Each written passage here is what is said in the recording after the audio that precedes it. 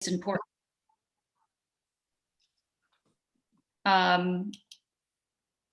So it is important that you state your name each time, and the board, after we have had an opportunity to hear your requests, the board will go into the business session and discuss and make a decision. There are 5 voting members on the board, and it takes 4 positive votes for a variance to be granted.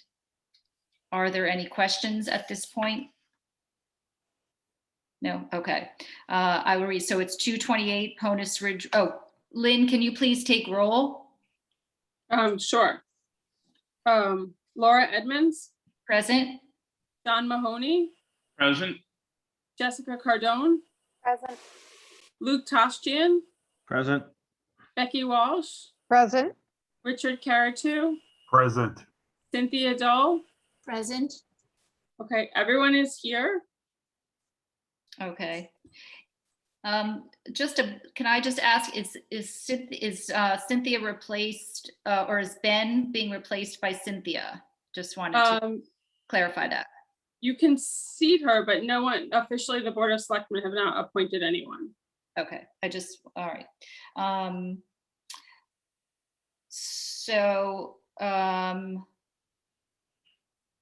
All right, so Cynthia, will you be on for this one, please? Okay, so you'll be a voting member for this one, okay?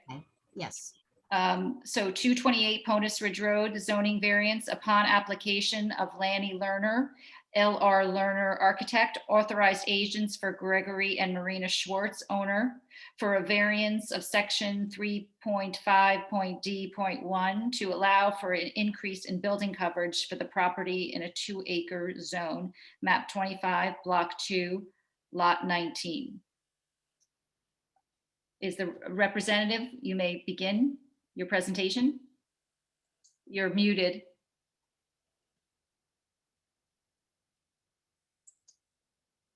Mute. Okay. Can you hear me now? Yes. Okay. Good evening, everyone. My name is Lanny Lerner. I am the architect for this project. We are proposing a small 158 square foot addition to an existing guest house on the property at 228 Ponus Ridge. We are here tonight to request a minor variance for building coverage. Currently, without the addition, we are 17 square feet over allowable building coverage, a fact that the owners were not aware of when they purchased the house. That includes over 800 square feet of open deck and 400 square feet of porte cochere roof over the driveway. With the proposed addition, we would exceed allowable coverage by only 175 square feet total, or less than 0.2% of the lot area. That's 0.2%. The renovated guest house would be used by the owner's parents, one of whom has health issues that would benefit greatly from having access to the guest house. We thank you for your consideration. Do you have any questions?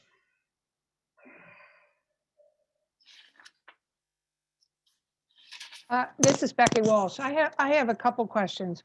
One is, has the garage always been classified as a guest house? Because I was under the impression it was a pool house.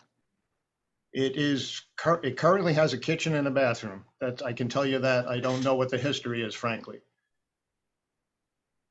And so currently it's about 766 square feet or something?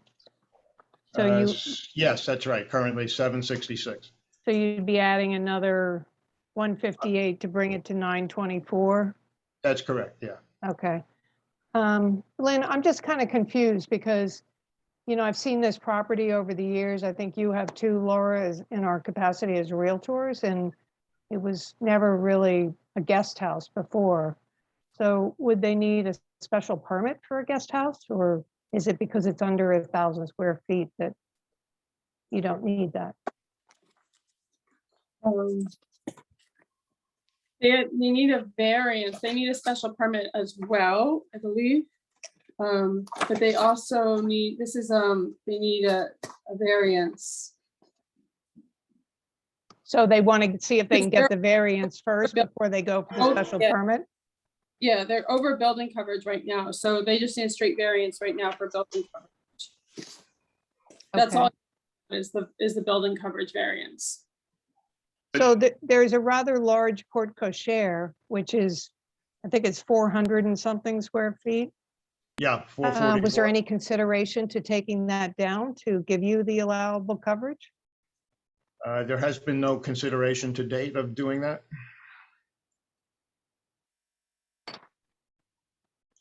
It seems like we're requesting such a small addition here that, I mean, to take down a 400 square foot roof that's already built, to build something that's only 158 square feet seems silly.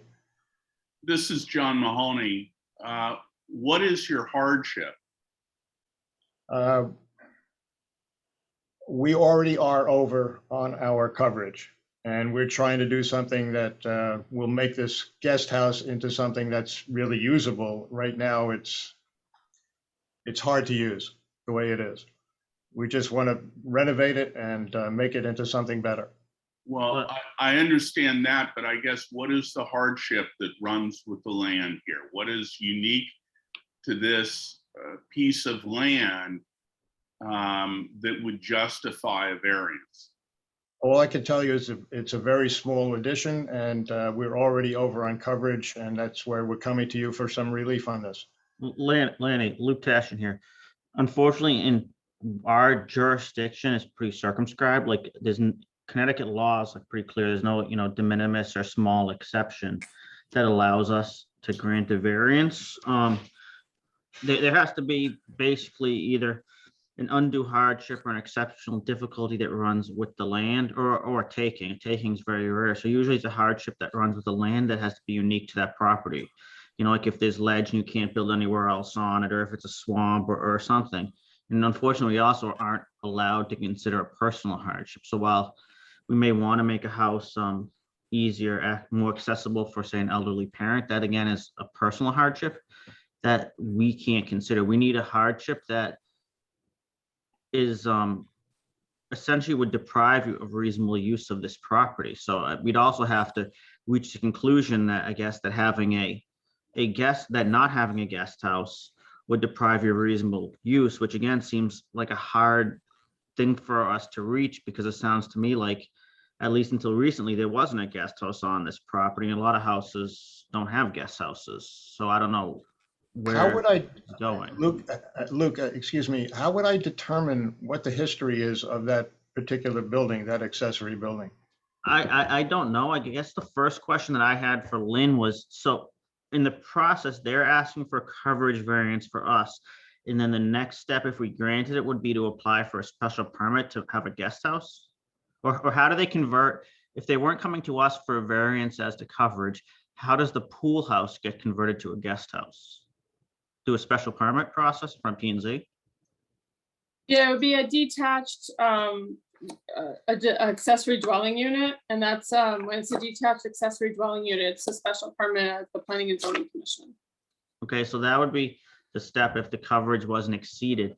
And again, it's unique in that your application, and that normally there's like a hardship that runs with the property, and that's what our application's premised on, because our jurisdiction's pretty limited here. I understand that, yeah.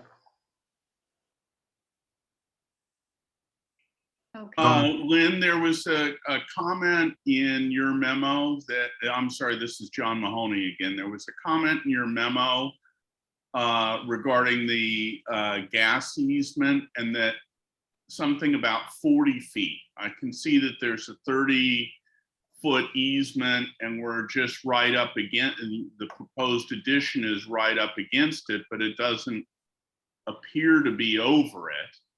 What was the 40-foot reference to? So we were debating that internally, staff was, but there is 3.5 EC says that no building or accessory building can be constructed within 40 feet of a interstate natural gas pipeline. And there is a previous variance on file for this property, and it gave them the right to be 12.5 feet from the pipeline. So they're coming closer than what their existing frame garage was.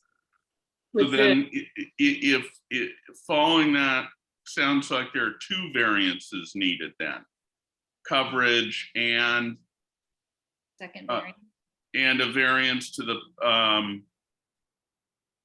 to the gas line? gas line?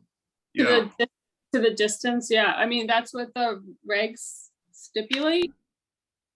Lynn, excuse me, I spoke to Tennessee Gas Company about this, and they said, as far as they were concerned, and it may be different in, within the town, that we could build right up to the 30-foot setback.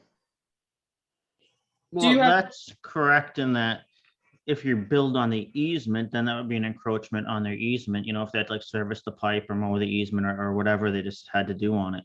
But what Lynn was referencing was, it is also a setback in town that says you can't have structures, it sounds like, within 40 feet of the gas pipeline, which is why there was previously a variance for that garage. So there'd be two variances here. One's the coverage and one is to further encroach beyond the existing easement.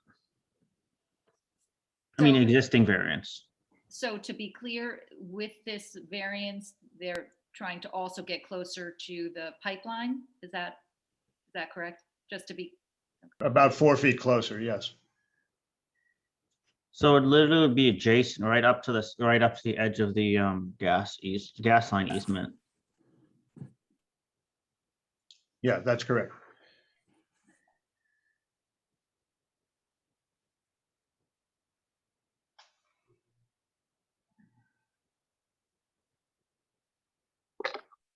This is Becky Walsh again.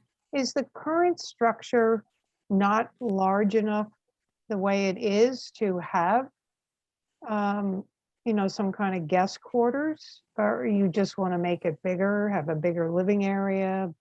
Well, it's very awkwardly set up. I'd be happy to walk there with you and just show you what the problem is. Just the way that little kitchenette and the bathroom work with the plumbing, it's just very difficult to make it work as a real guest house the way it's set up now. Yes, there's space there, but it's in the wrong place. but are you moving the kitchenette and the plumbing? Yes. So if you're gonna move it anyhow, why is that a problem? It just, there's a living space and there is a bedroom space, and in between there's a kitchen and bathroom. And it just makes architectural sense to set it up that way. I don't see a hardship here. Would it even give us a jurisdiction to grant this? I mean, I don't understand how there's anything unique to this property that another property in that district, in that zoning district wouldn't have on this issue. And how not giving them, it does seem, if there was a de minimis exception, maybe we could say it, but there isn't one in Connecticut. So I don't see how this deprives them of like reasonable use of their property, unless every property in that area, I guess, needs a guest house. But again, I don't think that's the case. And it just seems to me like I'm not seeing the grounds for it. what was it that Becky, you asked about what they could get rid of in order to gain more square footage? Oh, the big porte cochere. Okay. It's just kind of a, drive under thing. Do you remember the house, Laura? Yeah, I went there. Yeah. I'm kind of looking at the floor plan of what you have. I'm not an architect and I'm using a magnifying glass to look at it, but you kind of have a large dining area, and I don't know, maybe there's a way to reconfigure that interior space so that you don't have to go and ask for the variance. We can't also do a separate bedroom, without getting, we're only adding, I think it was about 7 or 8 feet to it, to make this all work. So the living and dining areas on one side, the kitchen and bathroom mediate, and the bedroom is by itself, partially within the addition. But without the addition, we really can't make it work as a bedroom. I'm sorry, this is Jessica Carden. You're just trying to do a 1-bedroom living space, bath, kitchenette, correct? And the Yes. current floor plan is 766 square feet. Yeah. Yes, so there are plenty of condos, 1-bedroom, otherwise within Fairfield County that are smaller than that and livable. Having lived in a few of them myself in my earlier years, I know that. So, you know, I think what we're telling you right now is, unfortunately, the property, we don't see a legal hardship. And it sounds like you have adequate square footage if there is willingness on the current owners to rework that existing square footage.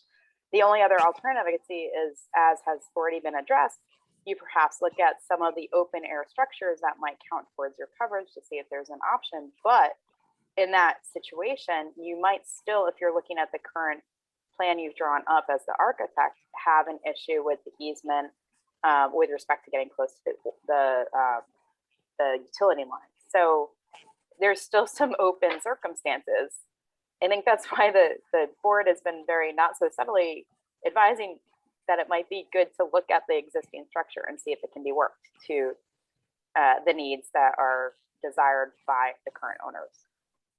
Okay, and I assume we would still need a variance because we're still over by 17 feet. If we used it as is.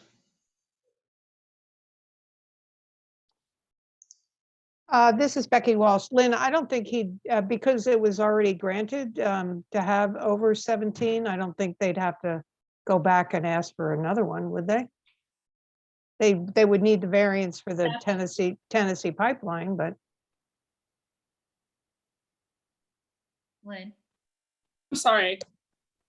so what he's asking is if he still needs a variance, if they work within the space that's there already, because they're over by 17 square feet, but that variance has already been granted, so they don't need that one again. They just need the pipeline one, correct? Well, if they use, no, they don't need anything. If they use whatever's existing on the site and they just, Oh, right, yeah, they, even if it's over, it's existing right now. Right. So that's, they could use it. It's if they want to add to it that they need the variance. right. Okay, Okay, so do we, I guess did you want to withdraw this application? Did you want us to vote on it? Did you want to continue it? Well, I guess there wouldn't be a point to continue it. How would you like to move forward with this so we can move forward with the meeting? I'd like to get the sense of the board on whether they would grant this variance. I think that from what the board members, I can't speak for my colleagues, but just knowing from their comments, it seems as though we're struggling legally to grant the variance because of, you know, we just don't see a hardship in order to grant it.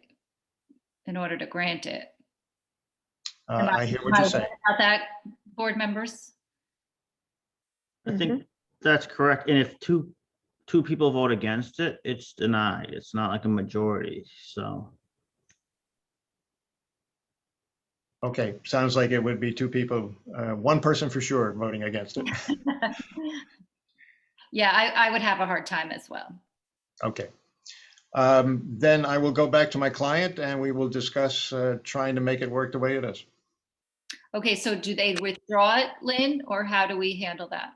Well, that's up to them. They can either withdraw it and we take no vote, or you guys can vote and then that's the vote. Okay. Would you like to withdraw the application? It sounds like it's the better choice to withdraw it.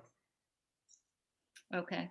The other options, we could continue it if you wanted to talk to your clients first and then have it on for next month, but I don't think you're gonna get a better answer next month. I don't think our answer really changed next month. Yeah, I certainly appreciate what you're saying, and I think we should withdraw it at this point. Okay.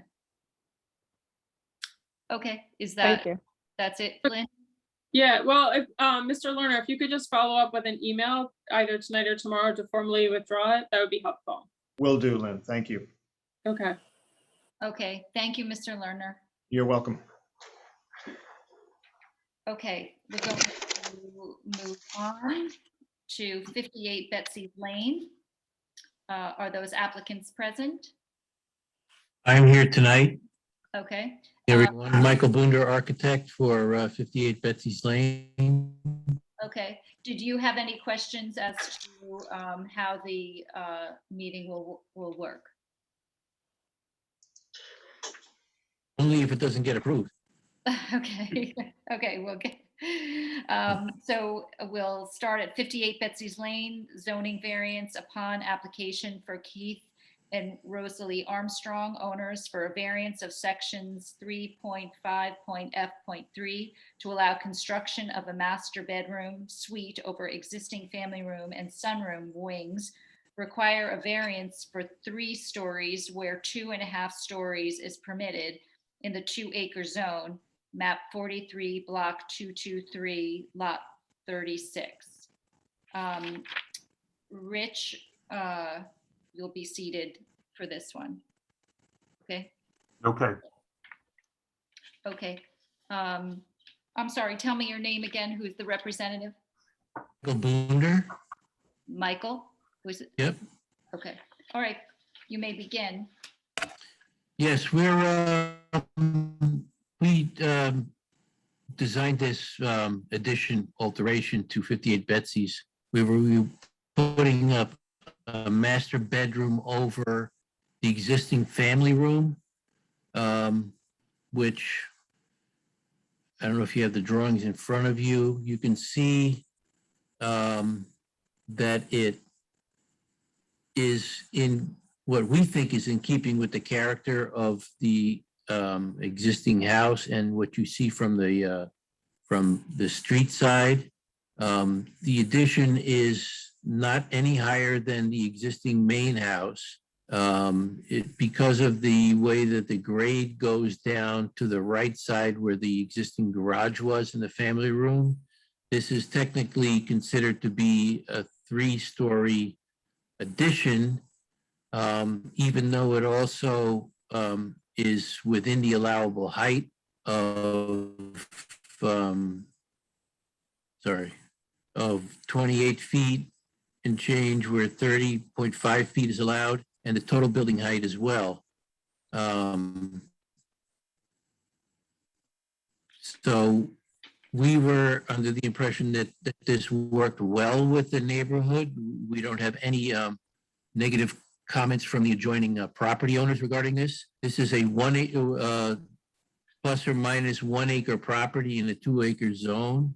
So there's not a lot of flexibility where we can do this addition and make it work. So we're kind of constricted to the where the existing footprint is. And like I said, if you look at the front of the house, the elevations of the front of the house, you can see that this addition does not go any higher than the existing main part of the residence. The only conflict is that it does not fall within the definition of a 2.5-story structure, where you know, that is the limit to the size of the structure. Why does it not, can you repeat that? It's the average grade. If you look at the front, Yeah. like the main story here, I don't know if you can see my cursor here. That's the main house, right? Mhm. That meets 2.5 story. We're building above here, and the grade falls off to that side, so that the average grade makes our addition defined as a 3-story versus a 2.5-story.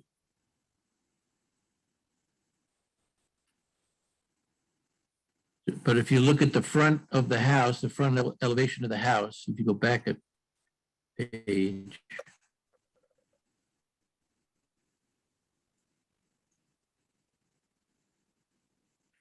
Can I do that? Do I have control? You can see that the addition doesn't go any higher than, this is the main existing structure of the house here. And we're adding it to the right over the garage. So it doesn't go higher, is that it? It doesn't go any higher. No, here's the main house here, right? Can you see my cursor? Yeah. Here's the main existing house, and we're adding this over here. So that doesn't go any higher than the existing portion of the house. And it also falls within the allowable total building height and the average height of the building. We don't go any higher than what's allowable with height. It's just the definition of the 2.5 story versus 3 story that we're here for. Okay. Does And the- it is a de minimis lot. It's a plus or minus 1 acre lot in a 2 acre zone. So, if we had a little bit more play with the size of, with the de minimis lot, then we would be able to maybe work something out differently. But we built straight over the existing footprint, so there's no, change in impervious surface. We don't have to do anything with drainage. There's no real effect on the neighbors. None of the neighbors have expressed any concern about this project. They're all in favor with what we're doing. They're not affected by what we're doing. There's the neighbor to the right specifically told us he's got no problem with it. The neighbor towards the rear, there's hardly any effect because you can't even see what's going on there because there's a very tall, pine tree curtain all the way across the back of the property. So they're not even affected by that, if anything. Okay, does the board have any questions? I have a question. Luke Tashin speaking.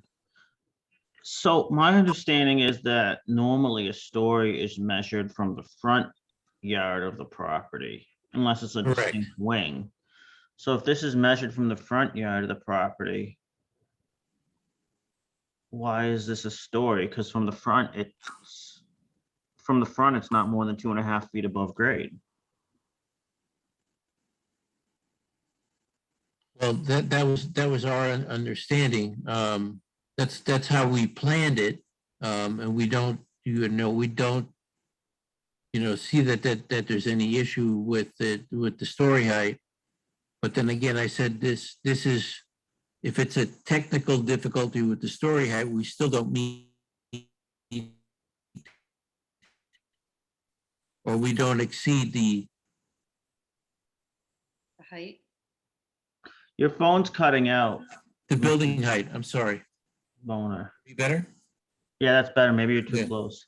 Maybe Okay. Lynn can answer this question, because I thought if it's not more than 2.5 feet above ground level from the front, it's not a story. I mean, building height is measured, 4 feet or so many feet out along the wing? But you said you complied with building height. It's a story issue, so that's, Yeah, it's only the story issue, the total building height and the average, the height to the ridge and to the height to the midpoint of the roof is not exceeded. We're well within that.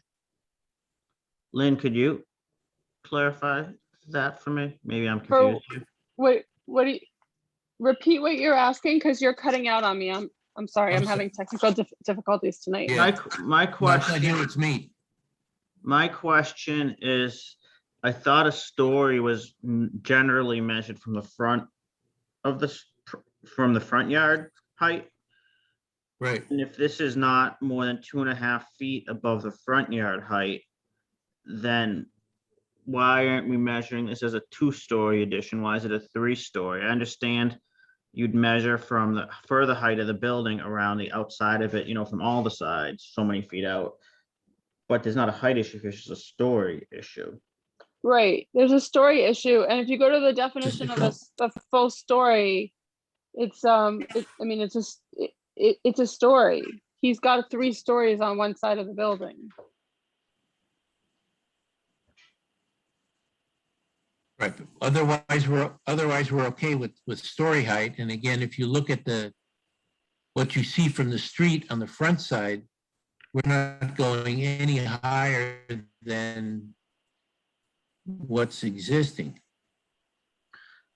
I'm looking at the definition and that's what's not clear to me here. I mean, it says that a cellar provided counts as a story, provided the finished first floor elevation of the building. This isn't a cellar because it doesn't comply with requirements for a cellar. I don't think the definition of a cellar. So are you saying you don't think he needs the I variance? don't know. I don't want to start giving variances and making this whole thing an issue. We don't have to, because then it brings us into the hardship thing, and if we can. Well, yeah, I'm looking in section, this is John Mahoney, section 2.2, the definition of a story. Part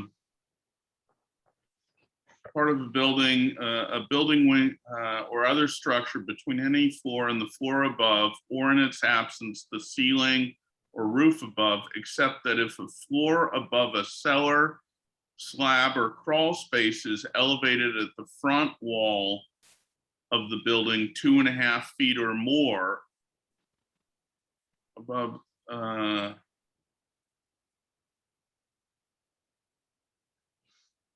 I guess the 2.5 feet only applies if it's a cellar, slab, or crawl space, Lynn, is what you're saying, and this isn't a cellar, Yes. slab, or crawl space, so the Yeah. 2.5 feet doesn't apply, so it's a story. Yes. Okay, I see that reading, I guess. So this is Becky Walsh. It's not a slab? Isn't the garage underneath it? Wouldn't that be a slab? No, the issue is that if you're a slab in the front of the slab itself, or the top of the cellar itself is more than 2.5 feet above ground in the front, then the cellar counts as a story. Here, Oh, that's not, the whole thing's above it. So mhm. it's gonna be a story. Well, so what's your hardship? Is the hardship the fact that the property slopes, the topography? Topography, and it's the size of the lot. It's a 1 acre lot plus or minus in a 2 acre zone. I guess so. We don't, this is John Mahoney again, we don't have a coverage issue. So how does the size of the lot come into play? You saying that you would go out in a different direction otherwise? Correct. If we had more space to move, this allows us to, we're just going straight up. We're not creating any more impervious surface coverage or any other coverage. And we're not going up any higher than the ridge of the existing house, the main house. And we're not going above the allowable, the height itself at all. Okay, Luke Tashin We're again. staying If you with- go back to your image on, Which one? I guess it's the third image. No, up after that, I think, the photograph. Because the plans don't really show this. I'll keep going up. Keep going up. Stop here. So if you look at it right now, that whole back wing is above ground, or is part of that below ground? This, Correct. Is that the garage? what do you mean? Further up? The picture in the middle here. This one? Yes, that one. What do you mean? That is above ground. I mean, You can see the concrete there. Does that concrete go below grade, or does it? That's on a slab, right? It's flat back there. no, it goes further, it goes down below there. Okay. So I thought there was a picture showing that. So could you make this comply with the requirement for a basement? Because then you don't run into the story issue.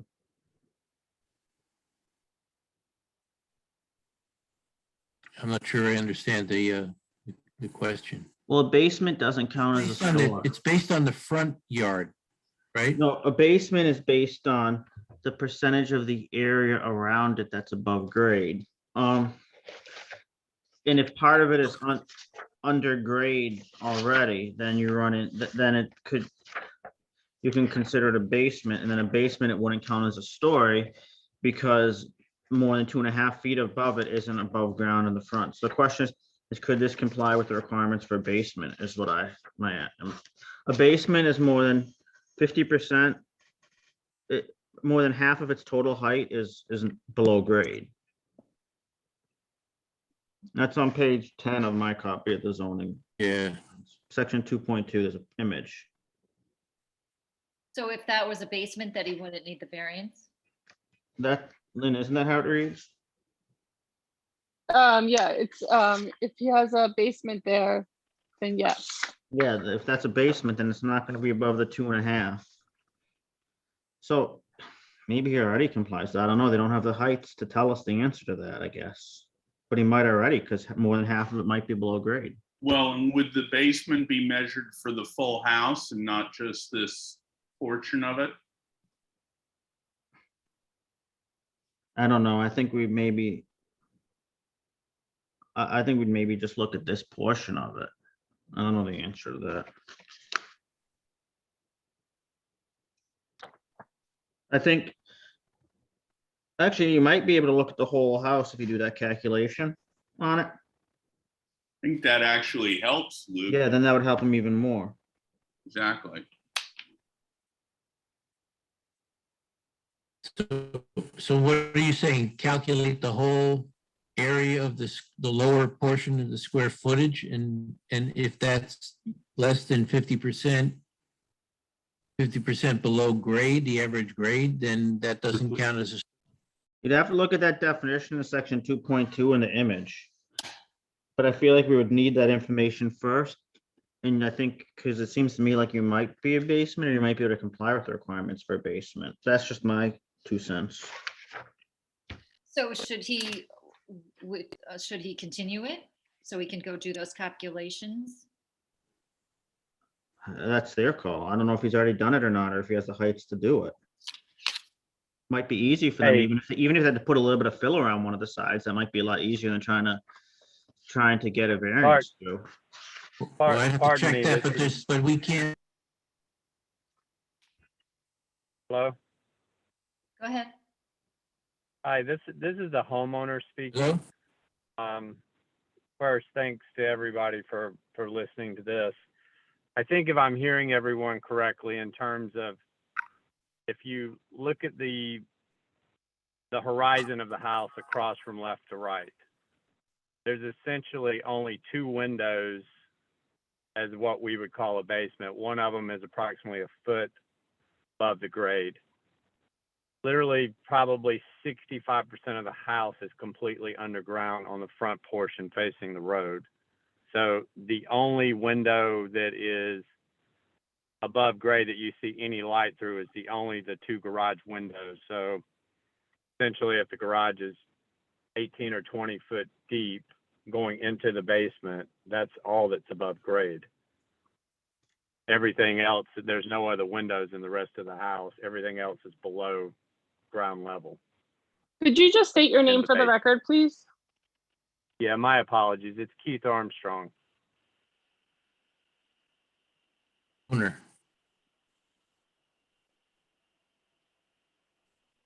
And one of the reasons for building above that space, one was to try to actually improve the aesthetics of the house on the front, but it's also to have, we have 2 young children, it's also to have the master bedroom on the 2nd floor with the rest of the house, so we have access to our children.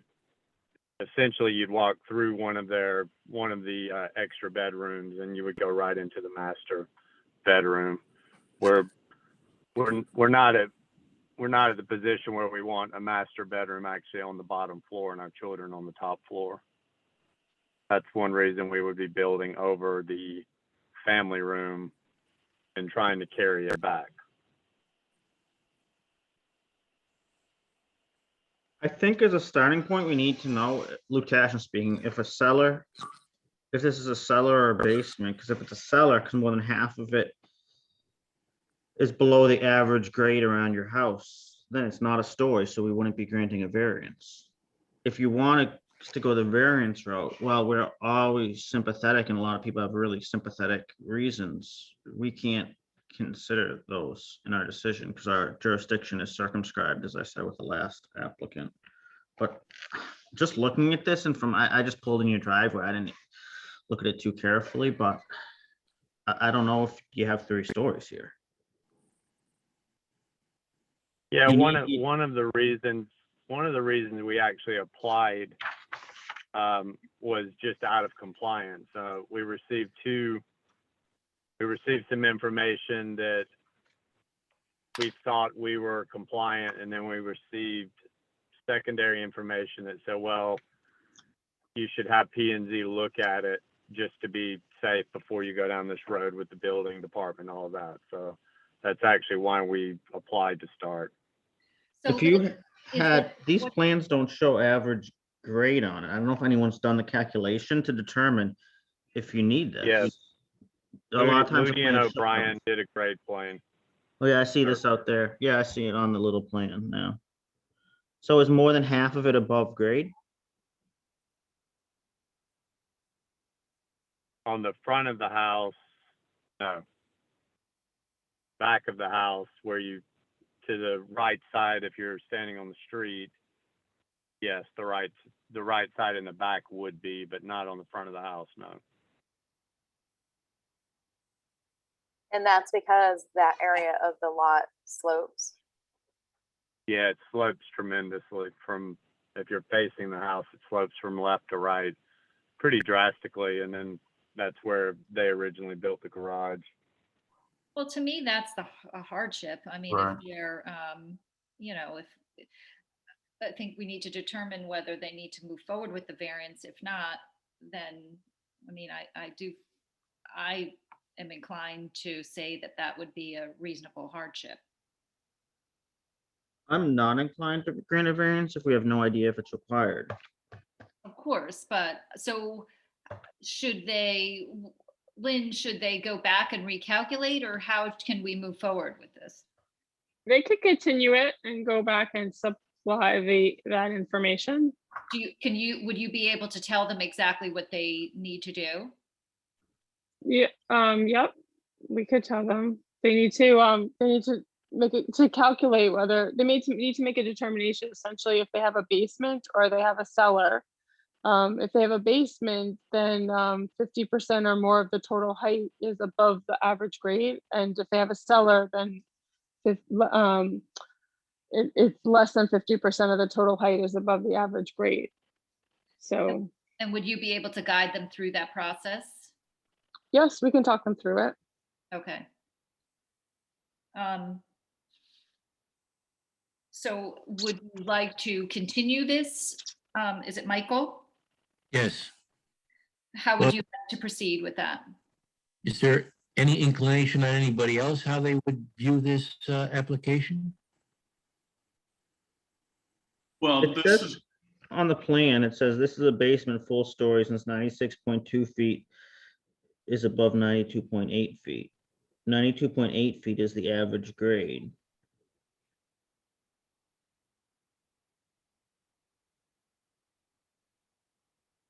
Sorry, I'm not a surveyor. Right, but it does. This is a basement full story since 96.2 feet is above 92.8, yeah. But the average is 93.9 for the average grade for the whole building. Or it looks like they calculated them separately, the wing and the average grade for the building. Maybe they could calculate them all together. First floor average 100 feet. They did this calculation, it looks like to me. Yeah, So they did it already? yeah, it's right here. Yeah. where are Yep. you guys looking? Right in the, on the screen where it says, this is a basement full story. Sorry, it's so hard to read this. Okay, I'm sorry, because I've got the full thing up.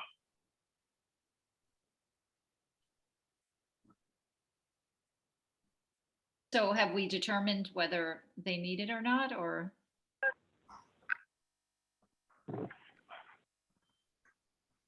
From those calculations?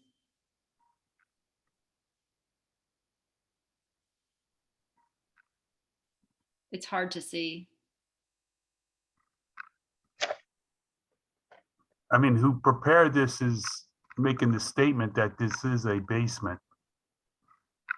That was Moody O'Brien. Yeah, I mean, he's making he's concluding that this is a basement. Yeah, he's saying it's a basement and not a cellar, Right. so it counts as a story. Therefore, they would need the variance. Each of these stories is only 7.6 feet, 7.5 feet. That's correct. Yes, I Keith. can, Go ahead, Keith. I was gonna say I could stand in a room and touch the ceiling, so it's a very old home.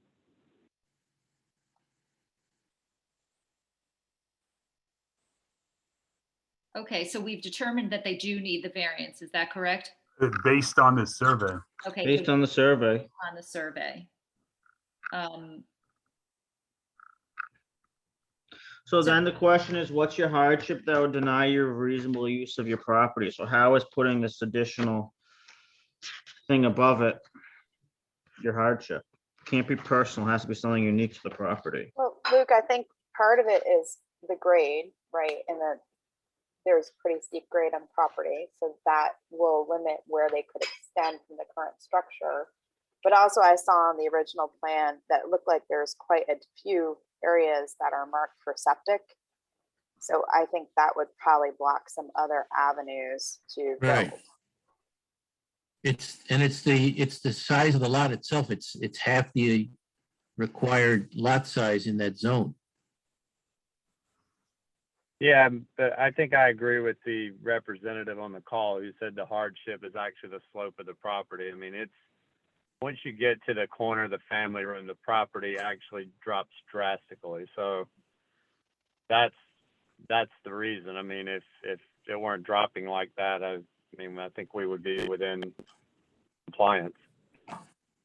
Sure. Okay, does the board have enough information? Did they want to question anymore? This is Becky Walsh, and my computer's a little unstable, so I may have to move to another room, but so I agree that, there is that slope issue, so the topography could be a hardship. I'm just curious, you did make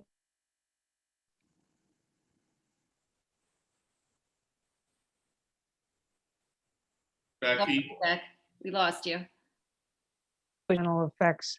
that Start are- again, Becky, we didn't hear you. Okay, I'm just curious about the last paragraph, second to last paragraph about the alternatives to the proposed plan. What were those?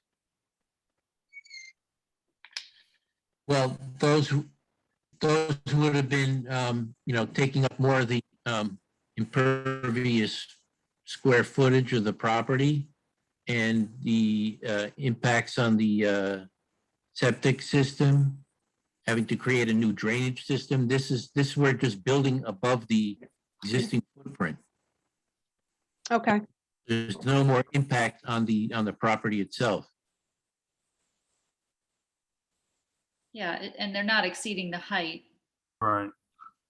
Which to me is a very important factor, I agree. Rich Kerry. Okay, thank you, Michael. Is there anyone here in the, that is here to speak in favor of this variance? Is there anyone here to speak against this variance? Wait, I have to go to the screen, sorry. Okay, If anyone's here to speak in favor of this variance or against this variance, could you just raise your hand on the participant screen so we could call on you? okay. I don't think anyone's here. Doesn't for- sound like it. Would the representatives have anything last to add before we go into our business session? Michael, or is it Keith? Yes, thank Uh, you. If it makes the, if it helps the case, I have spoken with the neighbors. They would all be willing to, basically vouch, especially the neighbor that would be next to our right if you're facing our home. They said, yeah, by all means, increase the value of our house. They kind of made a joke about it, but we spoke to all the neighbors about it, and they were all in favor if the town approved. So I do want to say thank you for hearing us. I appreciate that. And I know a few of you, if not all of you, came by my home. I appreciate that as well.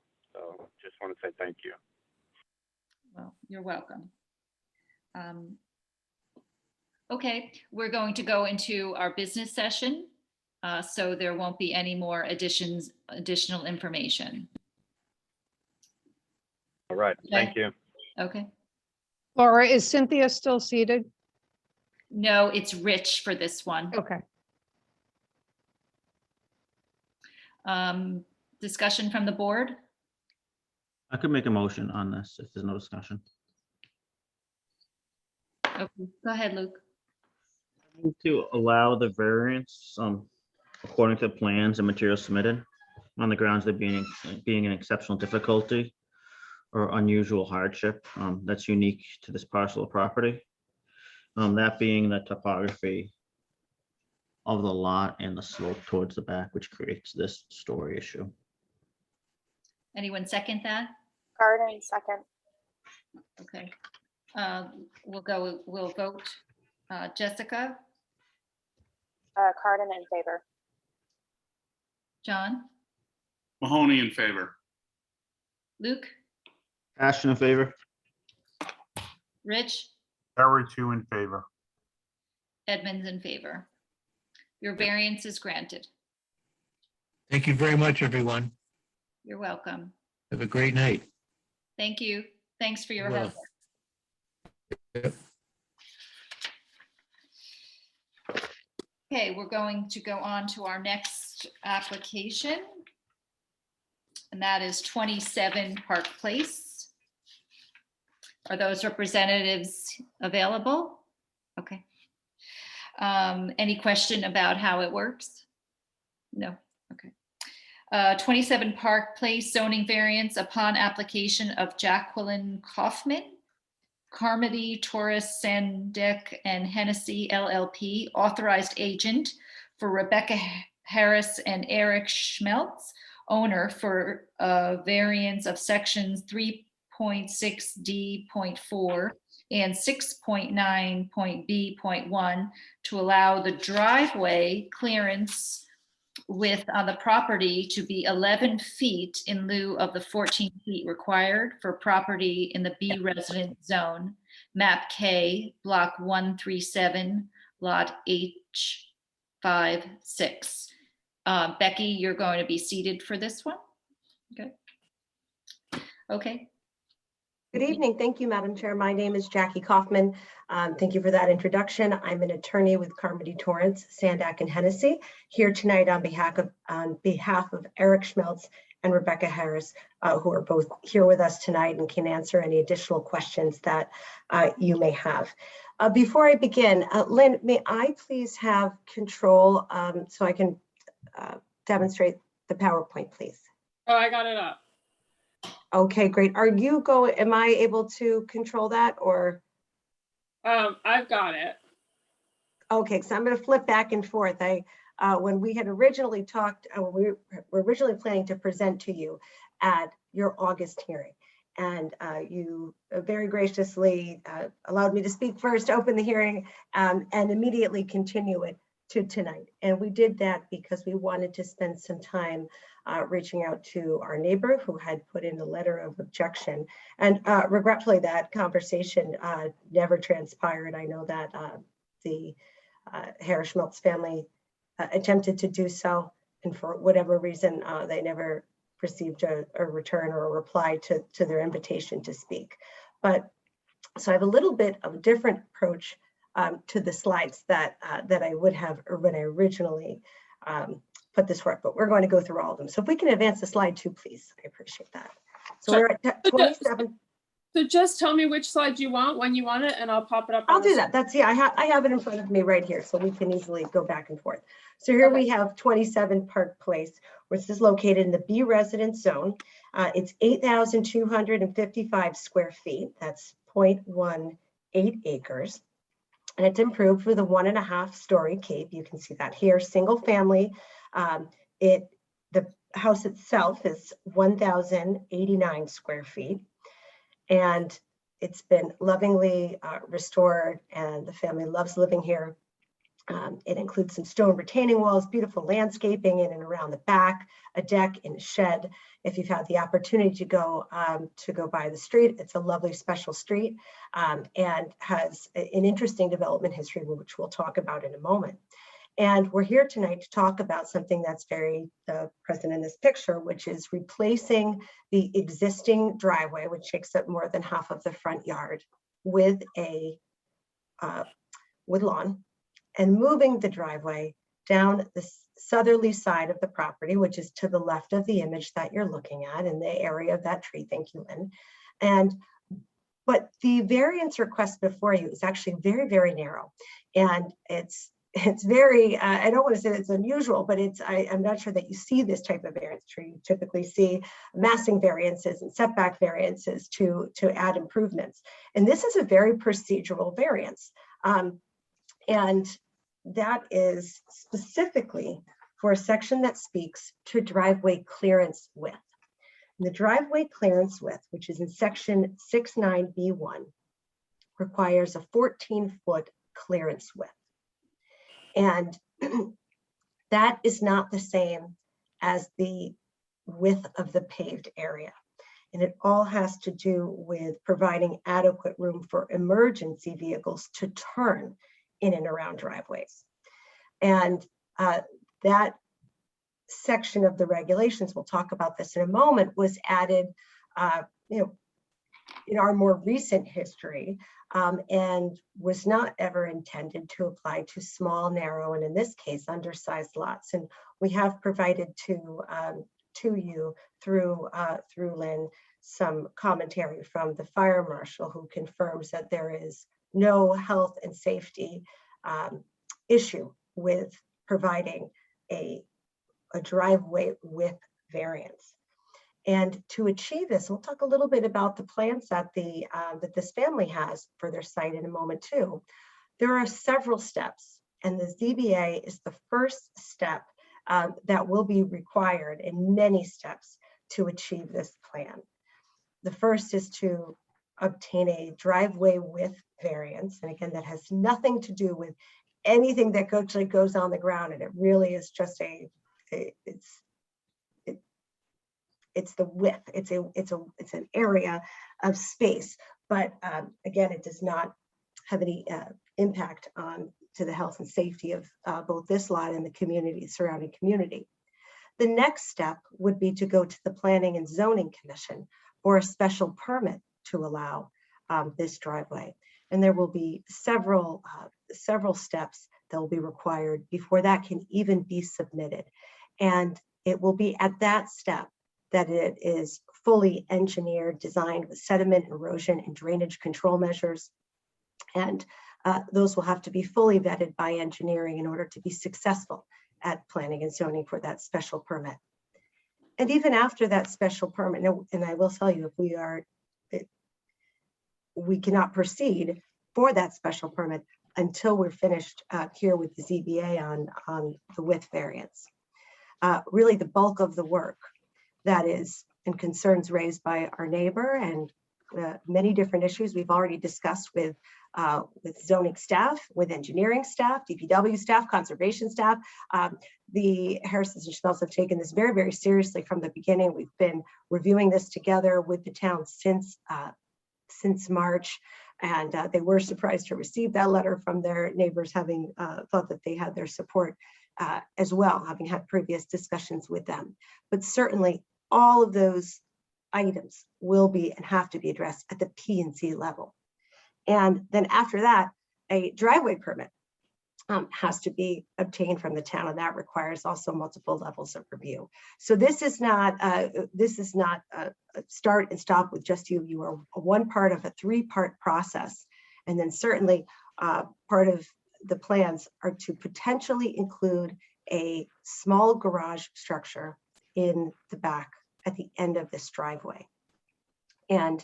But that can be fully built within the setbacks. But that also will require certain levels of review by engineering, by conservation, by zoning before it can be achieved. But we certainly do not need any variances or special treatment from ZBA for any structures going there, or for the driveway that would be proposed itself. So with that, let's kind of take a walk through the history of this property. If we can go to slide 3, please. So here we see the front of the house. Just gonna give you a little tour of the property. And now we see the hedge to the property to our south, to the south. And right where we see that tree would be the location of the new driveway. It would go straight down the side of the property. Side floor, please. Here we can see an aerial. If you can zoom in a little bit for me, that would be helpful. I do believe that you have this document as part of your files. Oh, that was perfect. We can do that. But what's nice, what you can see here is see Park Place extending off of Old Stamford Road.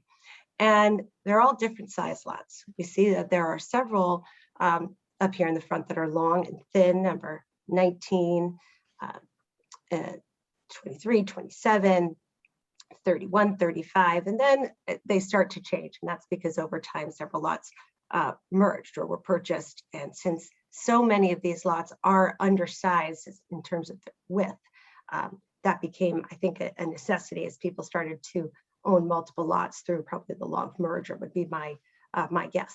Let's go to number 6, please.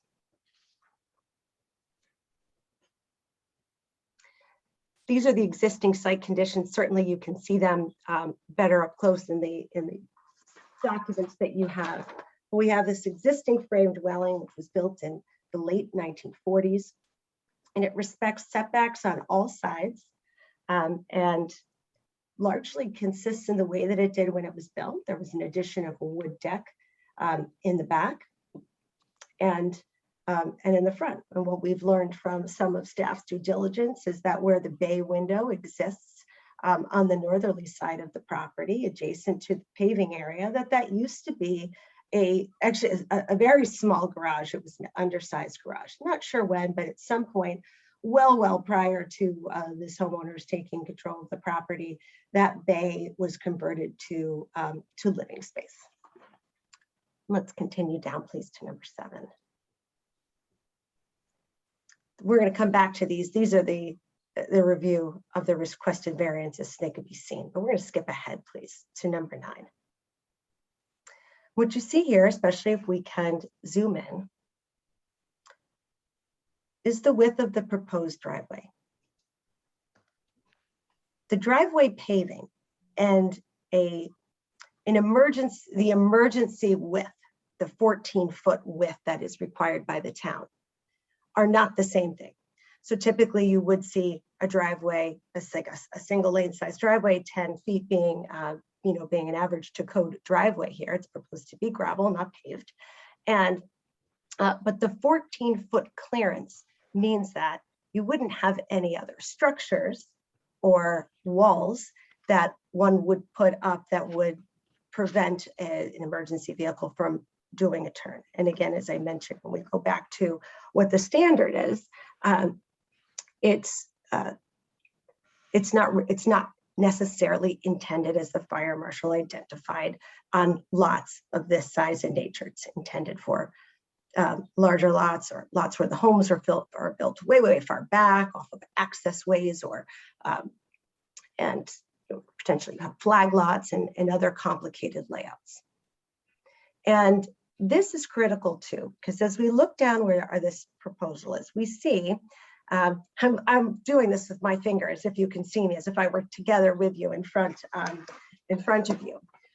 But where the driveway apron meets Park Place, you can see that the 14-foot width is met, right? Where, if Lynn, can you just please circle that for me? Because this is fairly complicated and kind of requires a little bit of, if you can take your arrow right there, 14 feet is met. And it's met all the way until we meet the house. And then it starts to decrease from 14 to about 13. At the chimney, we have the greatest pinch point at 11.1, and then it starts to increase again. So the variance that is being sought here actually is not for the entire length of the southerly boundary of the property, but simply from where the house begins to where the porch ends. It is a very short period. So when we're talking about minimum necessary to afford relief, when we're looking at the law, it's actually even further inland, right there where kind of the porch ends. That's 12. What yours is on is 12. And as we get a little bit closer, and then out past the deck to the left, it ends there. So all of the driveway that you see, again, this is all about driveway width, not about driveway location. That all is handled by P&Z. But everything that you see that is to the left of the deck is not part of this variance request. This is certainly designed out because we wanted to be transparent. We wanted to discuss with the town the full plan, but everything in that, as I said, to the left of the deck is not covered by the variance, and can be built provided that it is properly engineered and vetted as part of the special permit process. So again, that comes in step 2. Step 1 with you really begins and ends on the width of the, for the length of the building as it is relevant to the proposed gravel driveway location. Luke Tashin speaking. Jackie, so there's two things in section 6.9. One's the 14-foot width that you've talked about. Mm-hmm. The second is the 25-foot width at the opening where there can't be any obstructions within it. Sure. Can we And then you need what the 25 minus 14 is 9, so you need 4.5 feet on each side of the driveway that there's not going to be any obstructions if it's a 14-foot driveway. No, I don't have to have that there. I mean, we're showing the 14 feet here when you open it. So if we can go back up to, this plan was reviewed by the fire marshal. If we can go to slide 7. I'm not talking about the fire marshal. I'm talking about 6.9. I understand. I want to just go to where it has to be 25 feet at the road you measure from, and then you need a clear area, on Can we each just go to side slide going back. 7? I'd like to follow your comments while looking at the language.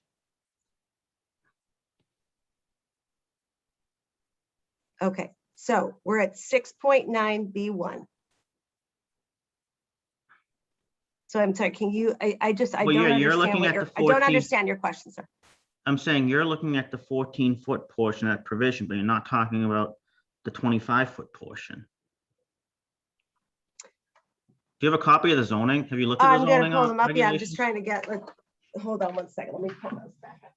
Yeah, they're right here. You also need 25 feet of width at the road, going back 25 feet at at an angle that there's no obstructions in. And I don't see No, how you that's could. I'm not sure I agree with that interpretation, but allow me to open it so that you and I are looking at the same language, please. We've fully vetted this. All right, let's go back to, what page are you on? I'm on 148 of the copy that I have printed. I don't know if it's the same as you. It's Oh, section it's probably 6.9. around the same spot. Hold on, let's see here. I have it right here.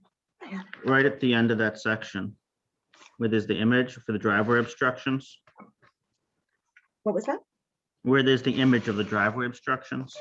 Yep, I don't think that's the same. I'm just getting to that page. Bear with me. Fences and walls, 6.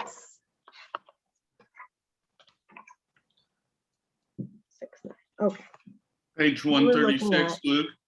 that's no, at that's- intersections. That's at visit. No, That's not on, intersections. not on the intersections, the end of that. It's on page 1 next to the next image. Driveway obstructions. I have to go through this because we went through this. I went through this too with Lynn. So in order to provide, and this is what we have here for section B1, and then B2, this have no building, fence, wall, lamppost, telephone, blah, blah, blah, placed alongside. less than 14 feet wide. Let me just read this one right now. Building fence within the triangular areas on either side of the driveway at its intersection with travel portion of the road. This section was not considered applicable to this variance, formed by connecting the outer points of the line measured. No, that's not saying an intersection of two roads, it's saying the intersection of the driveway with the road. We Correct. had vetted this with staff. I was told I didn't need a variance of this section. Well, if you look at the image on the next page, it looks pretty clear you do. Well, 'Cause this otherwise- is, but no, this image, this restricted area, no obstruction shall be placed within this area.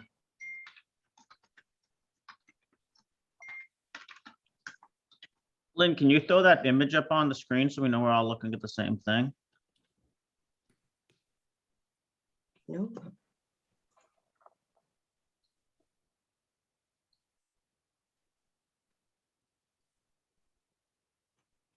Luke, is it this one that you're looking for? I'm looking. No, it's the one on page 149. Oh, hold on one second. I have to pull it up on the web. Yeah, that's what I was just trying to look for that too, because I have a printed copy. Look, it's the concern. I mean, I view that as like a site obstruction, a sight line obstruction, or it doesn't appear that they would be challenged with a sight line obstruction. Well, 25 but there's feet no from the way for road. us to keep that open because that would require them to have some sort of easement over their neighbor's property and not plant anything there. I don't necessarily agree with that interpretation, but I think that we need that to be discussed by staff. So we did have to review this entire application, and we did so before we filed with DPW, fire marshal, and zoning, and this was not considered applicable here. Because you look at it, there's a hedge that's gonna block it right within that 25 feet when you drive by. That's where my concern is. And I don't know whose property the hedge is on, but you can't make the neighbor cut their hedge down. No, certainly not, of course.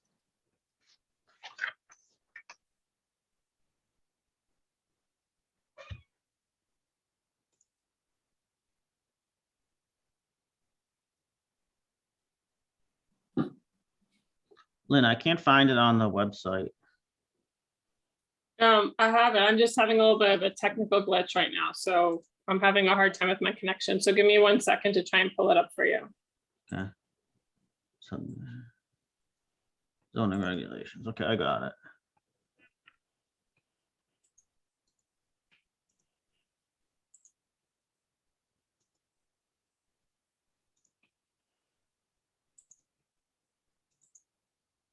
I don't know if this factors in. Hi, everybody. This is Rebecca Harris. I just wanted to point out that that hedge is on our property.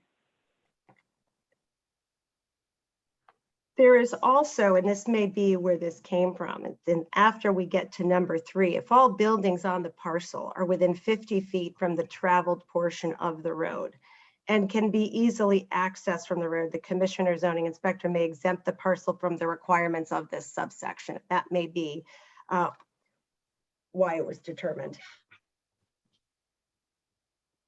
But that was not that was unnecessary there.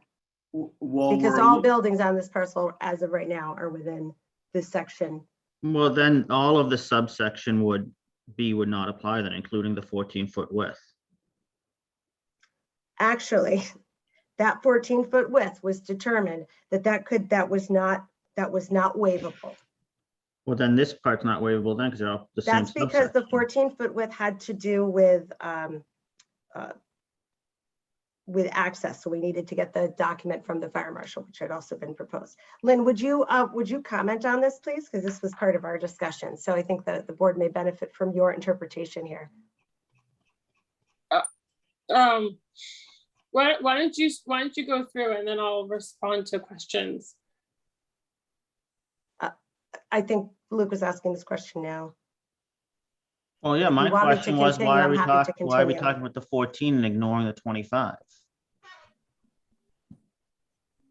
You're looking at the 25 on the page before? Is that what you're looking at 6.9B2?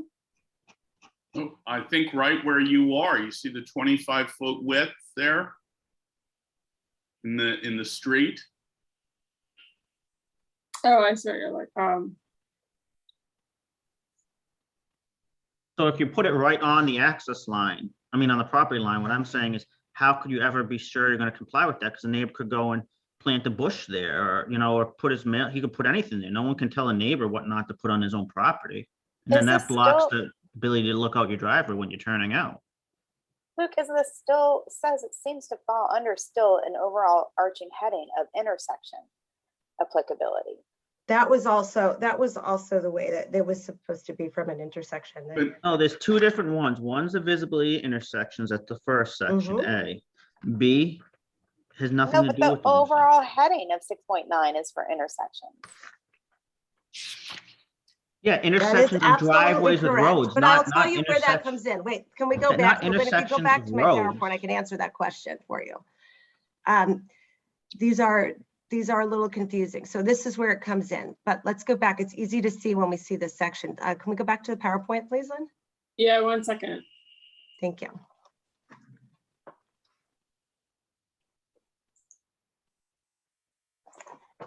And that's because we have Section 36D4 addresses driveways in residence zone. And this becomes a procedural housekeeping variance. So the regulation of 364 reads, so if you go, Lynn, to page 8, slide 8, please. After June 16, 2007, except as may be permitted by the commission by special permit, no residential driveway shall be located within 3 feet of a side or rear yard property line, or on any lot within an access way within any residential zone. This is what we will proceed to P&Z with. This is not a variance. This is a special permit request for its location. But number 4 of this section says that any driveway shall comply with the provisions of section 6.9 of these regulations.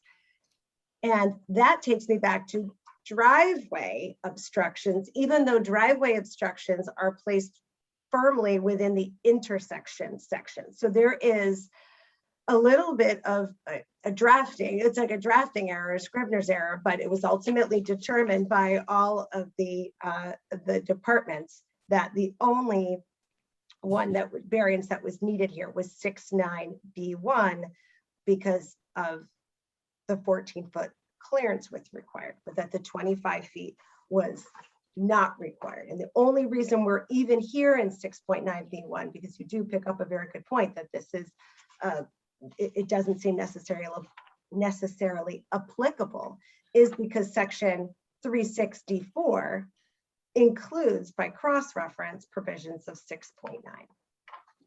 This is John Mahoney. When you were making your presentation that this dealt with turning in and out of the driveway, that to me is what the 25 feet is for. If you look at this, the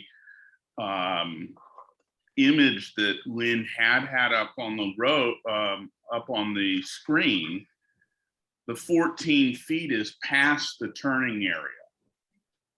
I understand the point that you're making, and I will just say that that was the interpretation of staff as to what was needed. I think if you have a different interpretation of that, it should be addressed with staff, but it was certainly addressed as part of us. Well, but I think we need to, I think we need to be able to know what sort of a variance we're granting, right?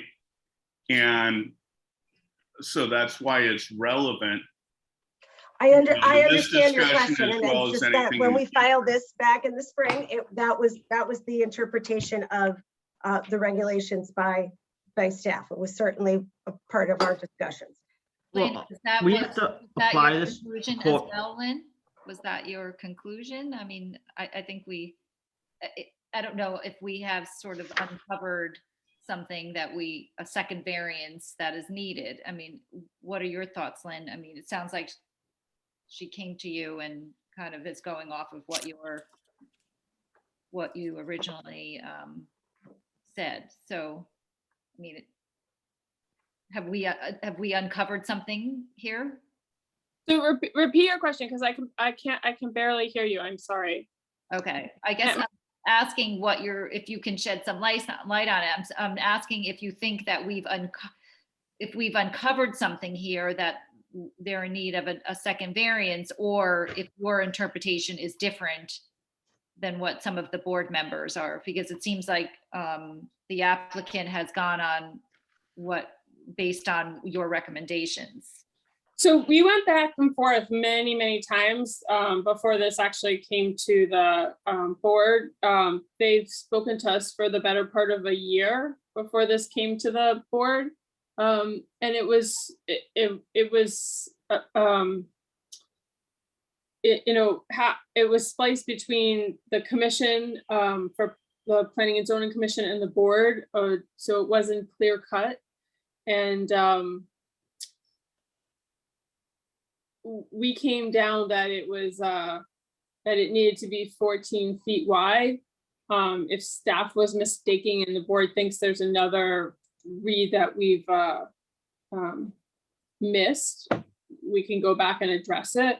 But you know, the way we looked at it was the 14 feet width that they needed a variance of, and that they needed to a distance of 3 feet. They needed to go to the Planning and Zoning Commission for the 3-foot distance from the property line.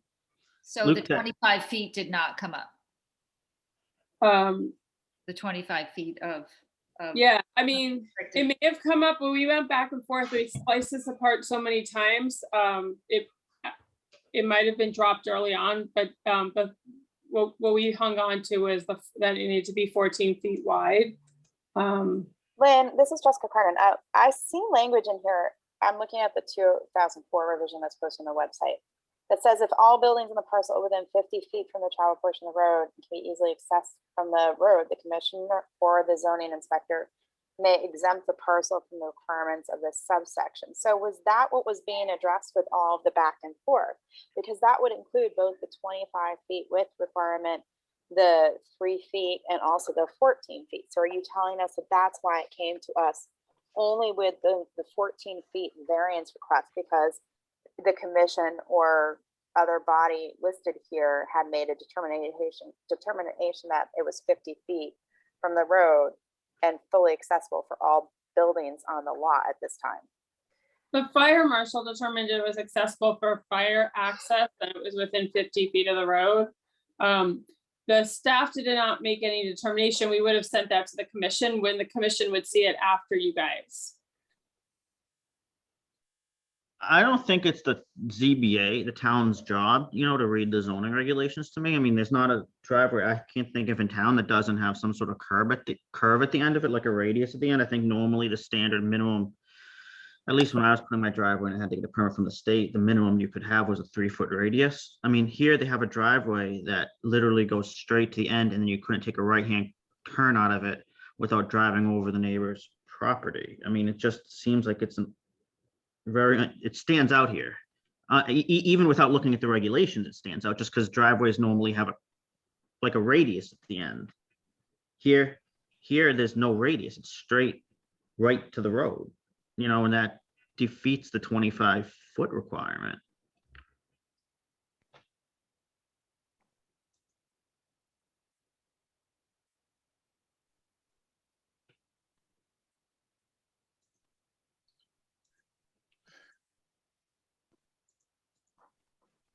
Well, I do believe that the language at the end, this section specifically, again, this is obstructions at intersections. And I know that we did all speak at length about the fact that we have the residential driveways just happens to bump you back to this section. So it had to be addressed. And driveway obstructions begin this way. And this is what's important. In order to provide adequate room for emergency vehicles to turn into driveways and access all buildings, then we have sections 1, 2, and 3. And number 1 was no building, fence, or other structures, boulders are erected, installed alongside any driveways so as to reduce the access to less than 14 feet wide between the 3 departments that have been vetting this. That was their interpretation. Number 2 says, again, no building, fence, wall, lamppost, telephone pole, mailbox, or other structure, nor any trees, boulder, or other obstructions shall be erected, placed, or installed within this triangular area on either side of the driveway, formed by its connecting line. This section was not considered to be applicable. I do believe it fell under the waiver, but that the 14 feet was not considered to fall into the waiver. This is what we're advised we needed, and that's because specifically of section 4, because it was that driveway obstruction. But I know that we've looked at this, and there were several. I think we may even have some emails between us, Lynn, too, that address it. So it's my understanding it's an interpretation of stuff that wasn't needed. So I know we're digressing from it, but certainly you do want to understand what what the variances are. These were what we were advised were necessary, and that was the interpretation we were provided with. I guess my question is, based on the lot, would anywhere they put a driveway, would you get the 25 feet? I mean, is there a 25 feet now? That's a great question. Let's go back up to where we are. So, I mean, if you want to, let me go through some of this information, then we can circle back to it, because certainly the information I'm going to tell you about why this lot is unique and why there is a hardship associated with it would be applicable to any variance associated with driveway width or under 6.9 if it was so determined by the town that more was needed. What you can see here too, I think it would be helpful if we had, if we could get in a little bit closer, please, Lynn. Let's keep going and keep going. I'm looking at this. I'm looking too at a full size here if you have your full size. Now, and when we look at the pavement now, no, certainly not. It would not fit. But here's something else that's very interesting. I don't know if you can see this on the screen as well as you can see this on the large plan. And it's also important because certainly if you were going down the street, you would never know this either, is that where the property lines begin. Len, can you just hover over where the property line hits Park Place? You'll also see too that there is a manhole right there at the edge, and this property here was, it's all used into Park Place. It's like an easement, a town easement. And that has to do because over time, the road was widened. You can see where the pavement is. You see where it says edge of pavement? So when we start talking about what exists at the four corners of the property versus then how this street was, how the street's been maintained by DPW over time, we actually do have some of this access here. You can see there's a 14-foot width, and then where that dot ends and just under, can you see me? It's hard without being able to control this to speak to it. Lynn, can you please take your... Jackie, before we go on this tangent, the question was why can't this driveway just be moved northerly instead of running straight along the line and then comply with the 25-foot requirement? Why do we need a variance from the 25-foot and the 14 feet? Because it seems I don't think you do need it from the 25 feet. So but your plan shows it right on the line. It's not going to be compliant with the 25-foot requirement. Again,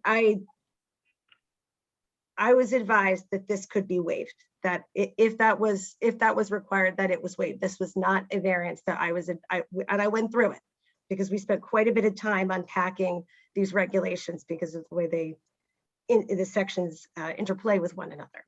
So I respect the question, but it was waived by us. If you'd like me to take a moment, I can certainly search my my file for a record of that. But that was, I was reasonably relying on the advice of the town of New Canaan.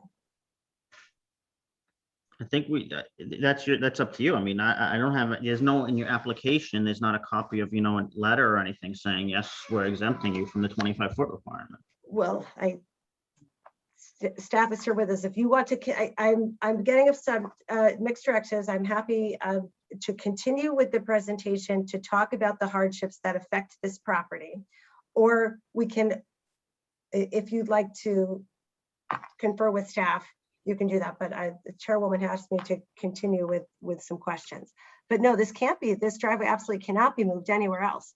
And that all has to do with the way that this street was initially developed, where where dwellings were initially located, changes of setbacks, changes to regulatory requirements that are regarding driveways. So I'm happy to go through those if you'd like me to now, but The question I was, don't want to disrespect any one particular commissioner's questions. And again, it could be moved to the north. I mean, I understand you're saying that 14 feet can't be changed, but the 25 foot, I don't see why the end can't curve out to comply with that. If you moved it where it intersects the road more towards the center of the property, instead of having to be perfectly straight along the line the entire distance. That's what my question is. to have it come further out towards the edge. So it would be more towards the north. Well, it certainly can't go that much more towards enough. You're suggesting that it curve out at some point. But Correct. ultimately, you see where my yellow line is, where I identify there's an 11-foot setback. That is that dimension can't be changed because of the location of the house. So you're I saying understand the that, entrance, but Luke, the entrance of it? correct. Why doesn't the entrance move north? Like why do we have to grant a variance for this 25-foot thing if it could be moved north? Well, we don't believe that we need that. We've been advised by the town that that's not a variance that's necessary, that we're not in violation and it's been waived. So perhaps staff can answer that question so that we can decide how we're moving forward here. Lynn, are you in agreement that it is waived? Do you know do you have that documentation somewhere?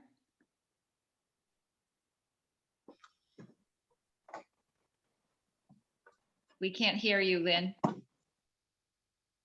Sorry, we didn't waive anything. What we would defer to the commission to waive it because it can be waived by the commission or by the zoning inspector. And we would typically defer to the commission, and the commission would be their second stop after they go through you guys. If they were successful with the variance, they would, that would be, I mean, the regulations specify that the commission or the zoning inspector may exempt it and exempt the parcel from the requirement. And we would defer to the commission to exempt the parcel. But that would be their next stop. So they would get that after you guys, if that makes any sense, because they still have to go to the, for a special permit because their distance from the property line isn't 3 feet, and that's a special permit. So that would, that would be part of the special permit. Okay, so So I guess, you wouldn't be looking at that. That's I mean, you can look at it, but the option to waive it would be the commission. so that doesn't have anything to do with it. So they're not going to need a variance for that? If the commission can waive it, if the commission were to waive it, they would not need it.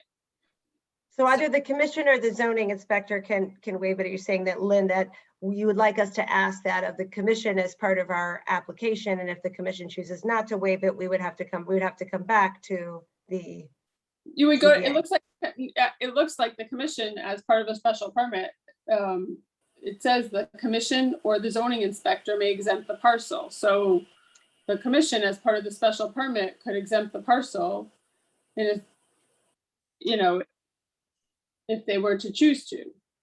But you can see too, I think what's also very interesting about this, and part one, something that we had discussed, and I'm hovering over the driveway entrance and where it meets Park Place.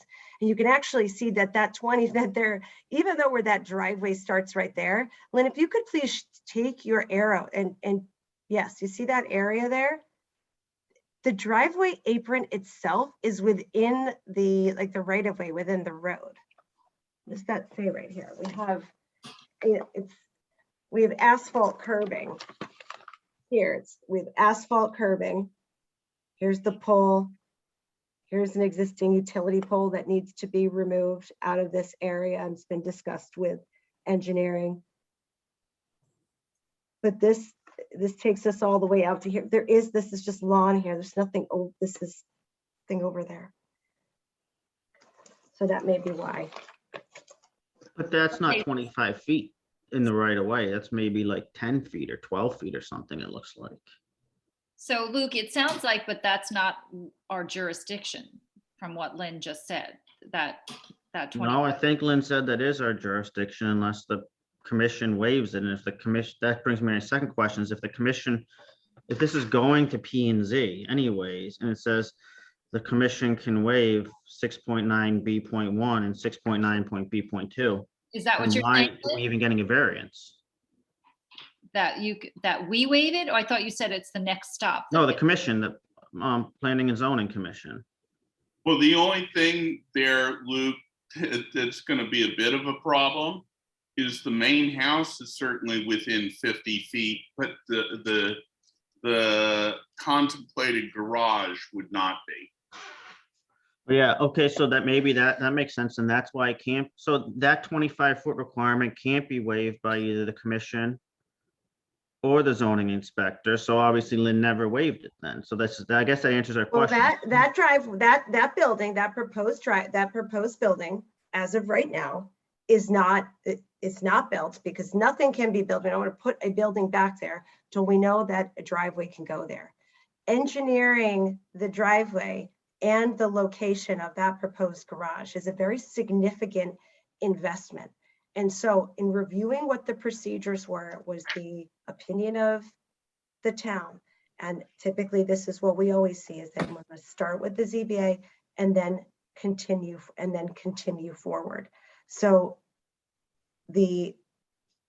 that's not an issue right now. The variances we're looking at only go from where the beginning of the house ends to where the deck ends. And we're showing you that as part of the master plan, but certainly it's not relevant to this variance. Well, but I understand. I think this is a certainly- disconnect between, I don't know how to answer these questions for you, but certainly these are your town's regulations to interpret. And we thought that that had been accomplished and that we were presenting to you a complete application. I certainly am sympathetic to the dollars that need to be spent in engineering and architectural fees, but I don't think it would be right for us to assume that requirement just gets punted to P&Z. I mean, the reason you put a driveway in is ultimately most likely to get a garage in there as well, as you've shown, and I certainly appreciate the transparency and everything. I think it's probably in everybody's best interest to try and deal with this a little bit holistically so that people don't come back and say, well, wait a second, we can't put a garage back here because we don't meet something, this requirement that Luke's talking about. Well, certainly this driveway is the Harrison Schmelz would like to build this driveway regardless of whether that structure is placed there. And we believe that we have the hardship to demonstrate that if it requires us to come back to you, that because of the location of that beyond 50 feet would require a variance. We are certainly more than happy to do that. But I should say, if we are chunking this application in small pieces, the first piece is, can this be built here? We were advised this is the way that it would that it needed to go.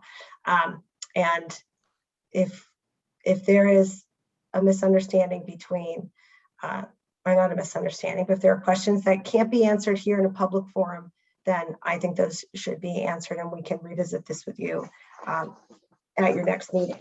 Well, I guess I'm not quite sure I've heard the hardships that are unique to I this haven't even project. had a chance to tell Yeah, them. so we got sidetracked by a procedural question, which is fair. Well, no, I think it's a very fair question, but I'd like to hear the hardships, Laura, if you're okay with that. Yeah, and we can come back to what I believe are valid questions that Luke is raising.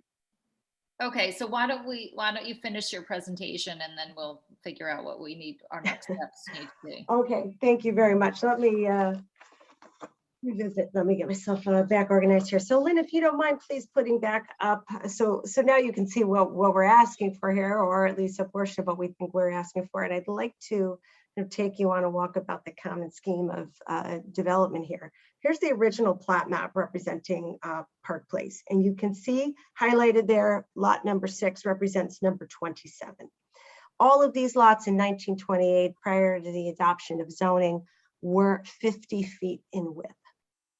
And then when zoning was subsequently adopted, these just show you your 1940s field cards. And these are really here for your record, although difficult to read. And they show you how the building was significantly substantially similar to what we see today. We can continue, Lynn, 12, 13, 14. But what's important and what we're taking away from this, I can just leave, let's go up to, let's just skip ahead to 16, please. If you can center that for me, that would be great. And this is some critical information to share with you, is that in when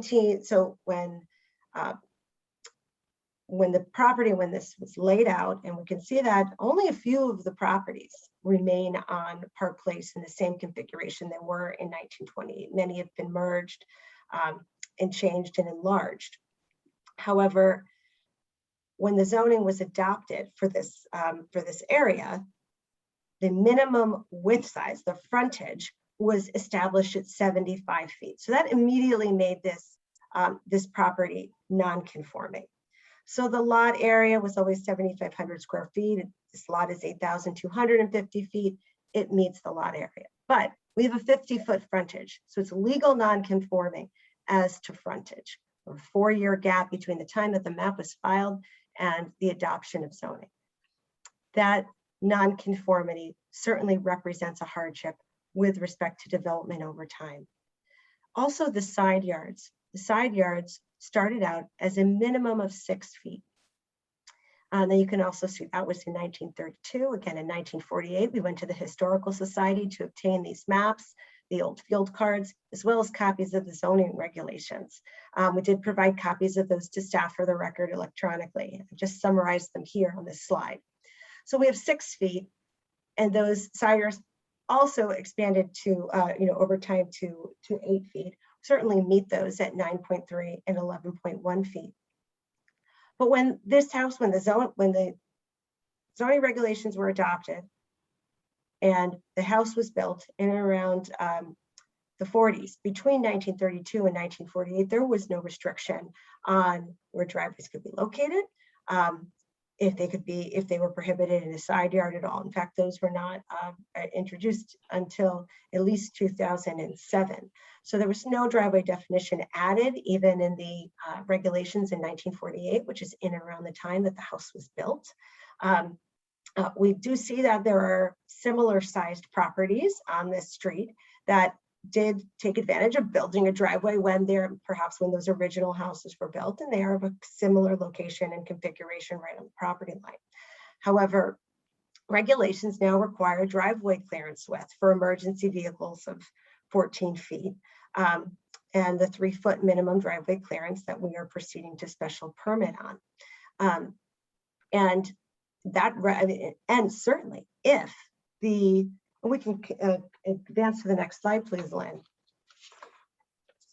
This driveway certainly could have been built at the same time that the house was built. Law protects applicants. There's the purchase with knowledge rule doesn't apply in this situation, because if a previous owner could have asked for that same variance, they would have been entitled to do that. It doesn't preclude us from doing that. But this lot was established pre-zoning, so that results in a non-conformity. And there were no express limitations on driveway locations before. When regulations evolve and we take regulatory changes combined with unique characteristics to a property, such as here is this non-conformity, that is considered a hardship by the courts. Also, with regard to the legal non-conformity lot width, that lot width creates an unusual hardship. It's established pre-zoning. If proper width existed, the owners could comply with the regulations as they existed today, and therein lies the hardship and the conflict. The non-conforming lot enforces you to meet requirements or a non-conforming lot forced to meet the requirements that have been designed for conforming lots is in fact the definition of a hardship. So This is a very straightforward classic hardship. Yes, no, Mr. Mahoney. well, I have an ongoing debate on this with another attorney who comes in front of us. Effectively, your argument, well, let me ask a question of you.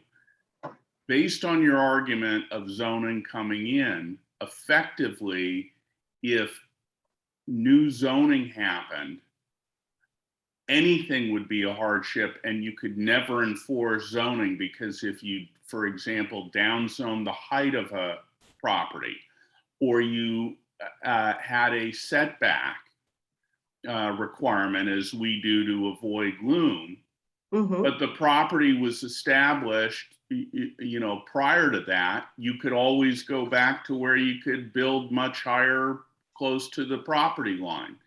So I certainly understand that this is a non-conforming use and that we can't require the property meet the new zoning requirements as it currently sits, as in, for example, you know, move a wall back to a setback. But that does, I don't think that the laws require then that we have to ignore zoning going forward. So I'd like your comment on that, whether, you know, if effectively you could say, well, throw out coverage, throw out height restrictions, anything new since this property was built. If you wanted to build 3 stories on top of it, you could build 3 stories on top of it because the house pre-existed, you know, was there before that zoning requirement. And so I'm trying to just challenge you on that one. Also, maybe in your answer, it seems to me while lots were combined, this lot is not unusual for the area as shown by the plat map. Well, it is unusual to the area because we do see that they were advanced, and all of those characteristics that change over time can't be ignored. In fact, and you're asking me a question that I think is a great one, and one that as land use lawyers we discuss quite frequently. So we know that a variance can be granted if the literal enforcement of a regulation causes an exceptional difficulty or a hardship because of some unusual characteristic of a property. And when you start talking about height not being allowed, if you had a building that was built in 1928 that was 4 stories tall and is now in a zone that is only allowed 2.5 stories, and you wanted to maintain it or even do something that would potentially, you know, put HVAC on the top, which may increase the height, that would be a hardship that you could protect because the physical massing of it was there. And in this situation, we are looking at the unusual characteristic, which is the width of the lot. And we're looking to not expand a building. A building shouldn't necessarily be expanded beyond setbacks. Right now, it respects the building, the physical building respects the setbacks, the massing. But there, you can't put can't put down a driveway here. And we're talking, again, let's talk very narrowly about the 14-foot width here. And that's required for a turning radius, which we also know from a health and safety perspective is not a challenge, or it's not a problem here based on our discussions with the fire marshal.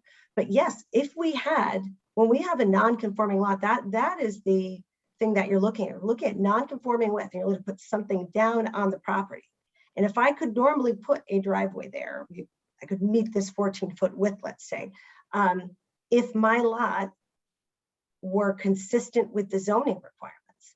The zoning requirements, when they were adopted, didn't take into consideration this street. And it applied, it said you can do whatever, you can do the following things on your property, including putting down a driveway, then or now. But the width, they're considering, the regulations consider that the width of the lot is 25 feet greater than it is. And that was anything you put down width-wise. We're not talking height-wise and mass, we're talking about width-wise. That creates a tremendous challenge for this property. Let me Does it ask- create the challenges on the other 4 properties that are this size? No, this specific one does not, because those driveways pre-existed. They're legal non-conforming driveways on the other properties, and that distinguishes this from that one. That is definitely in line. Jackie, but it doesn't, Sure. if you look at H53 to H58 on your lot, they're all the same size as this, and there's already a driveway on this property. This lot is not a unique shape or size Oh, from that's any of the absolutely other untrue. properties around it. Well, I'd be happy to provide you with some law. I know that there's a case, McDonald v. Waterford. It's a Supreme Court case from 2004. And a setback variance there was upheld on a house on a very small lot, which didn't meet the minimum lot size for the zone, which is, I think, 20,000 square feet. Because without a variance in that situation, the house would have been the size of like a 2 or 3 car garage, the court held. And they considered that to be impractical when the other houses in the area, which were also on small non-conforming lots. I understand that case, and I was thinking about the same case, but here, that's why I said there's already a driveway here. It's not like a case where you have a long skinny lot, you can only put a 10-foot wide house on it, and the court says, no, that's not a reasonable use. Here, there's already a there's already a driveway on the property. And there's, I mean, there's, It's not Connecticut a courts have, self-created Jackie, can I hardship. talk? It's not I mean, a self-created hardship to want to No one's saying relocate it's that so you have self-created, but access to a garage. Excuse me? No one's saying it's a self-created hardship, but I'm saying there's already a driveway on the property and you're asking to relocate the driveway. And that you're not establishing any need to relocate it unless you're saying, well, the need to relocate it is because we're building a garage and a garage is a necessary use on the property. Or That is, I mean, that's the beginning of it. Number one is also that the need is predicated. I mean, it is a customary use. When we look at, is a proposal consistent with the POCD, a driveway, it's a customary use in a residential zone. It's customary to have your driveway dead end into a garage, which is ultimately the intention, of this, as you saw in the master plan. The driveway design is consistent with other similarly sized lots on Park Place. And restoring the front yard also with more landscaping is certainly an improvement over having more than 50% of a paved front yard. And the ultimate result of that would completely be in harmony with the character of the neighborhood and of New Canaan. And moreover, I mean, it's really the minimum necessary to afford relief because it's narrow. The location of the existing house leaves no room on either side for the driveway without variance relief. Can do it on either side. We're very, very crunched on setbacks. And again, and all of this is that's assuming you determined by have to the have a fact that- driveway go back to the me? back of the property. I mean, I'm sorry, I Connecticut can't courts hear have- you. That's assuming you Your need, microphone is far. It's hard to hear you. that's assuming you need to have a driveway go to the rear of the lot. I mean, Connecticut courts have repeatedly said that it's impossible to prove an unusual or unique hardship when the lot is undersized if there's similar undersized lots around it. And that's like, seems like the quintessential case here. Every lot around it's the same size. But that's not true. Every lot is not the same size anymore. Let's go back up, Lynn, if we can go back up to the, no, this is very critical. This would be a distinguishing factor in Connecticut case law and variance. Lynn, would you mind please going back up for me, please, to slide 4. This was the 1928 map. Now we look and we can see, and with the circle that represents it, that's 100 feet. That was our neighbor notice map. And if we go down, Lynn, to slide 5, that kind of gets us a little bit closer, but we can start to see that of those 25 lots that were originally this size, there are only 1, 2, 3, 4, there are 5 remaining.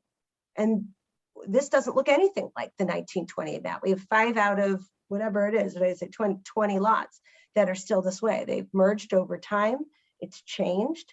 And certainly we know that these homes were all built in or around the same time.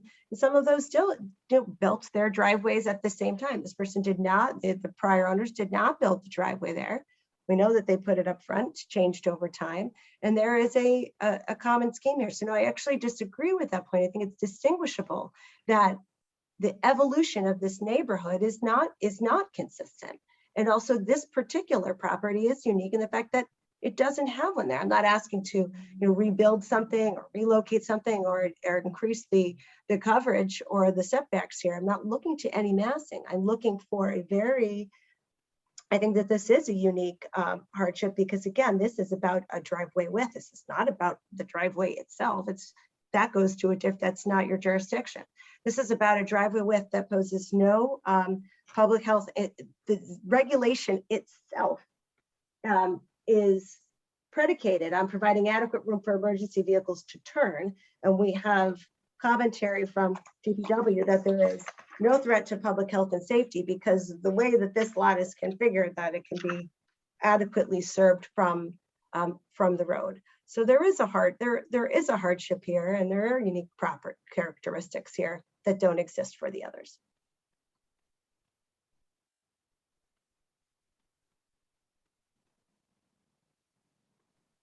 So, well, under your definition of hardship, if you wanted to come back and you were within the coverage and you wanted to build an extension to the house into the broader setback, you would say that's a hardship, as long as you met the original setback at the time of the 1940 zoning. Right, I mean, because that's what it was at the time. If today's setback is 15 feet, let's say, and it was 5, and you wanted to expand and you met coverage and everything else, if I understand your hardship argument correctly, you ought to be entitled to go to the 5 feet that was present in 1948. Well, possibly. But massing questions are different. I think that the courts have over time they've applied this argument to massing questions a little bit differently than the type of variance that I'm asking for now. I mean, variance has to arrive from circumstances that are beyond the applicant's control. And certainly that is, that's absolutely present here because this plot was developed and it would have applied to, this variance could have been asked by anyone as soon as the regulation changed, any prior owner. It's not unique to this particular property owner. And the regulation changed in 2007 to put down the driveway here. And again, they can put the driveway. We're just talking about this width, and that's why this is a little bit different than I think a lot of the other cases that the courts have evaluated over time.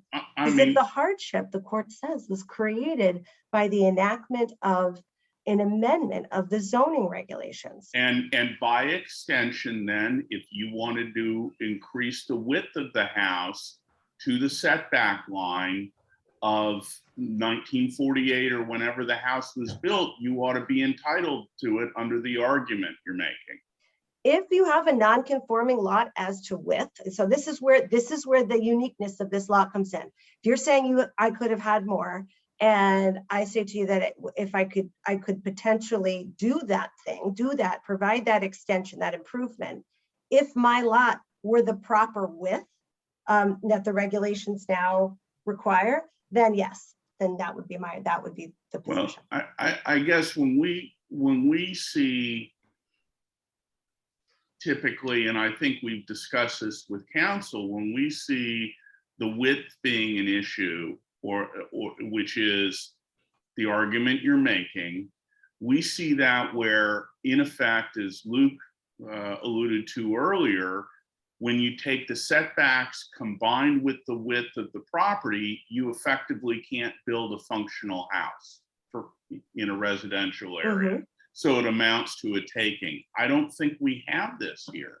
Well, the confiscation test isn't the exclusive test for hardship, though. I mean, I know when we read Varillo, and that's what we see in discussion mostly, but a variance can also be granted if the literal enforcement of a regulation causes an exceptional difficulty or a hardship because of an unusual characteristic of property. And I'm happy to provide you that case law. Counselor, it's an exceptional difficulty or unusual hardship, not exceptional difficulty or hardship. You keep reading unusual out of it. And there's nothing unusual here is what I think people have been saying. Well, I think what is unusual is that we have a new regulation that was enacted for public health and safety that's not necessary on a lot of this size. So and also combined with the fact that I have a non-conforming lot. So I could meet this if my lot were the 75 feet that was required, that is required by the underlying regulation. And here, this lot is not. It's non-conforming. There's nothing we can do to modify that or change that. The house was built, it's a modest sized home. It complies with massing in all other respects. And here we're asking for what is a very narrow scope. And I think comparing massing variances to this variance is somewhat of a slippery slope, because here we aren't, there is no precedent that you're setting. This is a dimension. This is a massless dimension that also has no bearing on public health and safety. So the impact becomes different. Now, I know we certainly have comments from others, and that those will all be fully vetted when we get to P&Z. And I know that my clients are absolutely committed to doing that. But we do have a very unique property. It is different from all the other properties that are on here, including the ones that are of a similar non-conforming width. And I think that all of those things combined do create very unique circumstances, and one that you probably haven't seen very, very often. So how is this property different? I'm just looking at what's on the screen. Mm-hmm. Other than, I think, not having a driveway, what is unusual about this property relative to the properties that are on either side of it? Well, They appear certainly to be exactly the same size, or they're actually not. This is one of the smaller properties. We believe the other properties are, we've got, they say they're all slightly off. This is not entirely accurate because we've looked at all of them, but I'm seeing 0.2 acres, 0.2 acres, 0.2 acres. They're slightly different on the assessor's cards than what you see here. They're all roughly. Garages? I'm just wondering, do those other ones have garages? They do. And I'm not saying that because they do, that we're entitled to have one, but I think what's different and unique is the fact that they were all fully developed at a time where the same regulations did not apply. So when we take the literal enforcement of regulations that have ramped up regulatory control on undersized, or not necessarily undersized, but when we have a width problem, it creates a hardship for this particular owner, because its properties are certainly, it's not maximized, but all they're looking to do is gain access. So anything else they want to build, they can actually build it. They have the coverage available. They have a modest sized home. They can build that garage structure in the back, provided that it passes, all other engineering review. But from a zoning perspective, can absolutely be built, much like these, but cannot be accessed. And it can't be accessed because we have a regulation that is based entirely on width, and it can't meet that because it was undersized from the time that zoning was adopted. This is a classic hardship, and we don't often see a lot that has a classic hardship. But the property absolutely can be accessed and is being accessed by the current owners and owners for 40 years. It's not as if the property is unusable in some way. Well, it's unusual that it actually can't gain rear access, where other properties, within this common scheme do have the ability to have rear access. So isn't that, John, doesn't it make it a hindrance because they can't get to the back? Doesn't it? Well, they can't get a car to the back, I guess. It's not that they can't get to the back. They can't get to a car to the back. And what I'm seeing is somebody made a decision at some point not to put a driveway in. I'm really struggling here that this is that the hardship being claimed is unique to this property. I understand it is different, from the properties immediately adjacent to it because it lacks a driveway going back to a garage or a parking area. But I don't know that that's a hardship that's unique to the property. I guess, Laura, maybe, we've had a number of other people hanging out on the phone call. Maybe we should see if there's anybody who wants to talk. Okay, well, And if I may suggest that, and then we can come back to this discussion. I think maybe, are you all finished, Jackie, with your presentation? Do you have other things to go through, or can you quickly finish that portion up so we can see? So certainly, please continue. We've made a lot of the points that we'd like to make, and I think that there are some outstanding questions. So I have some thoughts for after you take public comment, and that's no problem. And that includes my clients would love to have an opportunity to speak to you as well. So, Okay. yeah, I have a question. So lot 8, the lot next door, and the lot next door to that, H57 and H58, we don't know. Do we know when those driveways were put in and under what regulations they were put in under?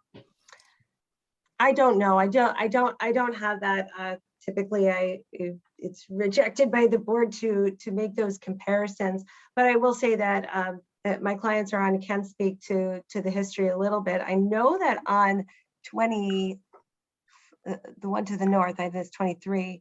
That's quite old, and I also believe that it's 31.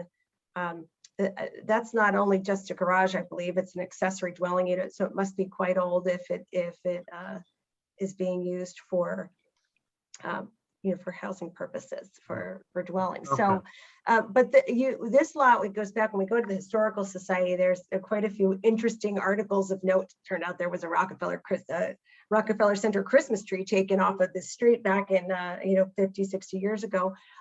So we do see a lot of the buildings from those pictures, but I can't tell you with any accuracy, Mr. Carrington, unless you'd like me to pull those field cards for you. No, that's fine. Okay, so why don't we go on? Thank you. Why don't we go on and hear from the public? Is there anyone in favor of granting this variance that would like to speak at this point? I would. Hi, can you say your name? Sure. I have a little prepared comment just because we're 2 hours and 20 minutes into a meeting, so my mind is now nearly mush. So my name is Rebecca Harris, and I own 27 Park Place with my husband, Eric. We love it here. We live here with our 2 little boys. We love the town. We love the neighborhood, our street, and our little home. I would never make a giant home on this beautiful little street. We appreciate it for what it is. We appreciate your time tonight to help us. I want to reiterate the comments made by Jackie. We really fully understand the procedure, and we're totally committed to properly engineering the driveway and any potential garage. On the neighbor letter, and I'm sure that will be discussed in this meeting, we were really terribly disheartened by the one letter from the one neighbor. We also want to acknowledge that we have 2 letters of support from other neighbors. We had discussed this with a neighbor that wrote in the letter with a contention. And we discussed it with them many times over an extended period, and we really did think we had their support. We postponed a meeting in August and reached out to our neighbor twice before coming back to you, because we wanted to work with them and address each one of their concerns, but they did not respond. We know we still have to go to planning and zoning next. That requires a lot of work, a lot of investment. We're prepared to do that to ensure that all of our neighbors any of our neighbors aren't adversely impacted, and that they each have their concerns addressed. We've consulted with a local landscape architect to beautify the landscaping. That's super duper important to us, and we're committed to doing that. And we've met with a town engineer and have a team of professionals, and we'll of course share all of this with our neighbors as we move ahead if we're given permission to do so. So thank you again for your time, and happy to answer any questions. Okay, thank you. Anyone else in favor of the variance that would like to speak? Is there anyone that would like to speak Yeah. against the variance? Yes, I would. This is Eileen Salters. I live on 31 Park Place, immediately abutting 27. First of all, thank you, Madam Chairman and members of the board. I would like to make two brief comments. First of all, I wanted to advise you that late this afternoon, I received an email and attachments from Mr. and Mrs. Noel Brooks. They're the owners of 43 Park Place, which I then forwarded to the Zoning Board of Appeals Department at Town Hall, but I do not think you have received that. Their email contained a letter as well as a copy of the original 1950 easement from the town of New Canaan regarding drainage. And I would like to read just a few sentences from that for you. And of course, these are excerpts. We respectfully bring this storm drain easement to your attention, which encumbers 27 Park Place. The easement requires our town to maintain and repair the drain apparatus above and below ground level. It does not permit individual owners to interfere with this easement, including to modify or remove, or to otherwise impair the storm drain apparatus and catch basins affecting front and rear parcels. And finally, unfortunately, there has been a significant increase of groundwater due to the impacts of new or partial construction in our area. And to our knowledge, the town has not cleaned or updated the underground water drainage infrastructure since 2008, 2009. Therefore, we are concerned about further adverse impacts to the existing water drainage situation posed by this requested variance. The other comment I would like to make, regards a letter I sent to the board prior to the August 2nd meeting, and which was available to the applicants and their counsel. In writing it, I tried to be as thorough as I could in expressing our concerns, my husband and my concerns and objections, and I rest on the contents of that letter. And I thank you for your time. Okay, thank you. Okay, any last comments or closing thoughts? May I speak, Madam Chair? Sure. Just one interruption. Did you ask if there was anyone against the Yes. application? Okay. Yes, we just heard that, Lynn. Oh, okay, sorry. Is there anyone else against? Oh, okay, go ahead. Thank you very much. We did receive that letter from our neighbor, and we'll be responding to those. I know that Ms. Harris did reach out in an effort to have some of those discussions on a neighbor-to-neighbor basis, and that was not met with any reception. So we do want you to know that we appreciate the opportunity to continue from last month, and we did try to make the most of that time. But as we mentioned earlier in the presentation, those comments about the drainage easement, we're well aware of all of those, and that's why we've hired a professional engineer who will be fully vetting all of that. Obviously, there is no intention to bring an application that can't mitigate any potential impacts, and none would be well received by the P&Z, in which case we would not be able to bring that application. So we intend to, the applicants intend to make every best effort to address those things. But again, those are not the jurisdiction of the ZBA tonight, but that doesn't make them any less important. It's just not part of this review. Again, we're looking tonight about a width, and not even a width of a pavement, but a width of an area. And it doesn't actually have to do with the pavement that goes on the ground. That will be reviewed as in the special permit arena. But I think that there are some open questions that remain both legally on the hardship basis, and perhaps you'd like more information from the applicant to help you make that determination. And I know we also have a procedural question that's been raised by members of the ZBA that are not fully vetted yet with staff. So it would be my recommendation and request to continue the meeting, and we'll provide the necessary days available to do that to October to be able to answer those questions. Okay, so you want to continue it till October? I think that we should, unless there is some, I think that there are some outstanding questions that can't be answered tonight. I'd be happy to provide some additional legal support to members of the ZBA based on some of the questions that were here tonight. We've had a very healthy dialogue about them tonight, but I'd like to, if you pick some of the references to my research, I'd be happy to provide those to you through staff, and also to follow up with staff privately about the questions regarding section 6.9. Okay, and that also gives you an opportunity to try to reach out to the neighbor again as well and see if we can address some of her concerns as well. Certainly, a lot of those concerns, we'll be happy to do so. A lot of those concerns are things that need to be answered by an engineer, and we don't expect to have those answers until before we make the P&Z application. So there is a period of time where that work will be done. But we are saying this now publicly and on the record that all of that work will be done, provided that we do have the support of the ZBA, so that we have the entitlement to be able to move forward to that next vetting process. Madam Chairman, may I speak, since we repeatedly talking about the fact that my husband and I have not responded. I state again that what we wanted to, our concerns and our objections were put. Can you just give your name for the record? Certainly. Eileen Soltes, 31 Park Place.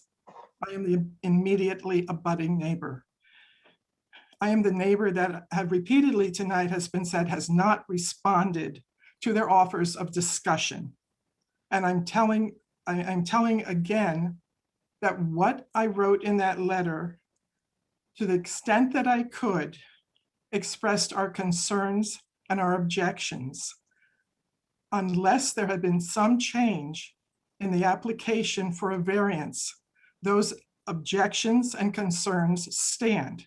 Okay. I am not sure how speaking with the neighbors would change the distance between our houses, or the fact that a large tree would have to be removed, which could possibly interrupt the integrity of our foundation, and other concerns of that nature, including the fact that should application be made to move the telephone pole, where the utility pole, where would that be moved to?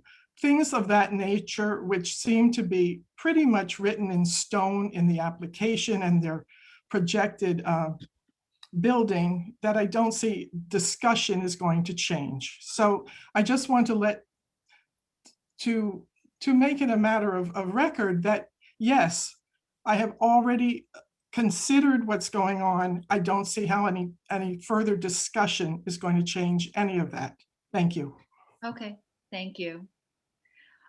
Do any of the members of the board have anything they want council to investigate, or just so that we have some clarity before we close it? I mean, do you want to give her some direction just so that she knows what you're looking for? I think that's an excellent idea, Laura. I think first thing I'd like is to be sure that the letter from the neighbor, which I recall seeing prior to the last meeting, be included on the town's website, just so it's a matter of record. I don't see it there now. I know it was circulated, but I've since deleted it.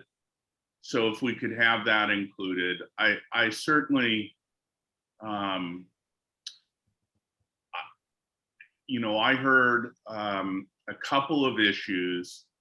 One was related to how is it, it was the issue I was pushing, which is how is this hardship different from a massing hardship, and how does it,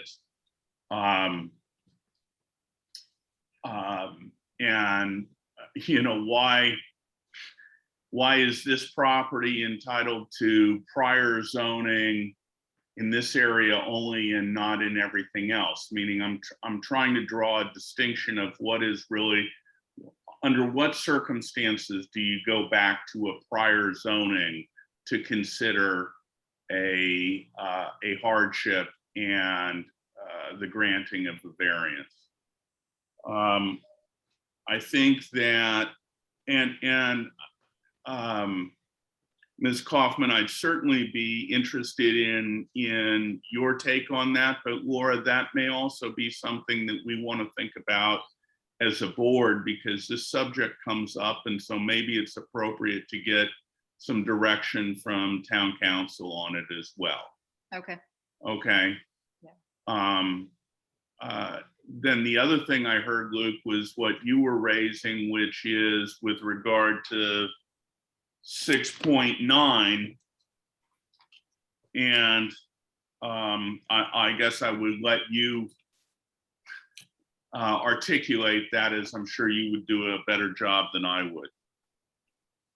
There's only two ways. Thank you, John. I agree with everything John has presented tonight. That's why I was unusually quiet. I'm not going to argue when someone's saying it better than me.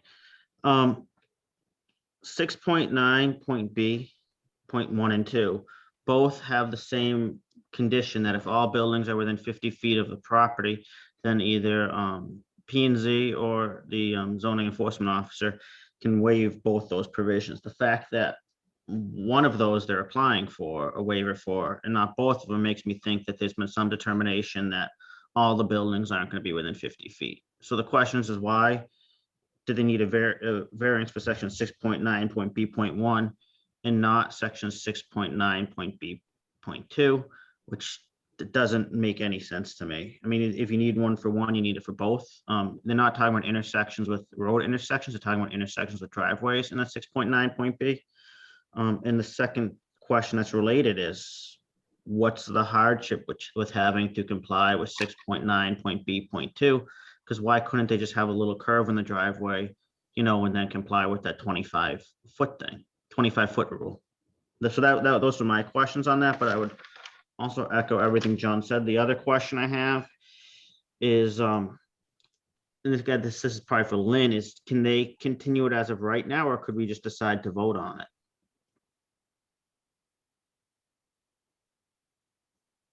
it? They can ask to continue it. Yeah. But can we deny that request and just decide it? We've already had 2 nights on this. No, we're not going to do that, Luke. We're going to give them the opportunity, because I feel like there's still some questions that they could come back with more information and answer. Okay, if they can, then. I don't think it's in everyone's best interest to do that. So. Okay, any other questions from the board for them? I do think we should, Laura, I think and I don't know what the appropriate way to do it is, but to get clarity from on 6.9 from staff, so that we're not second guessing them Okay. on what their determination was. Again, the idea is that we make the next meeting as productive as possible and not rehash the same things. So should Lynn, can you maybe shed some at a different time, maybe send us an email, or how, you know, something that would help us have a little bit more clarity on this, or how we could apply it? I'll write an addendum in the planner's memo so then everyone can see it. Okay, is that okay, John? Yeah, that's fine. Okay. All right, anything else? Thank you all very much for your time and consideration tonight, for the amount of time you gave to us and the opportunity to continue. Sure, thank you. Thank you very much.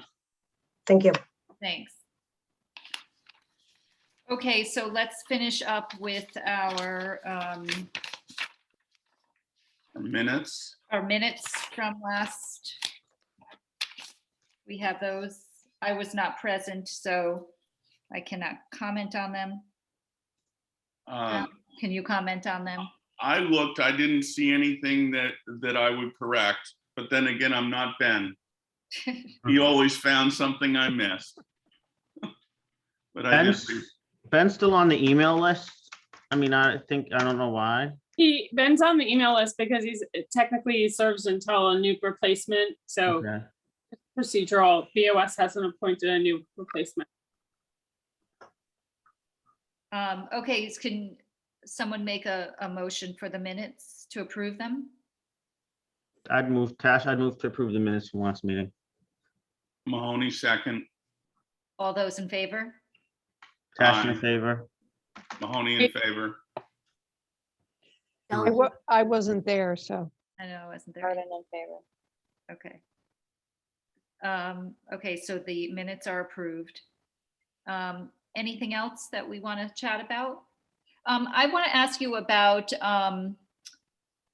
do you want to start to have the meetings in person? I mean, what are your thoughts on that? Any ideas? I mean, it kind of works, but I feel like where you all struggle with able to see things and we, you know, I think we do great because I think our attendance is better because it's a lot easier to just, you know, wherever we are, but at the same time, what are your thoughts on that? But we have to give Lynn notice. I mean, maybe, and I understand like in the summer months where they're all traveling, it's been fine over Zoom, but now we would have opportunity if we wanted to come together again. What are you guys thinking?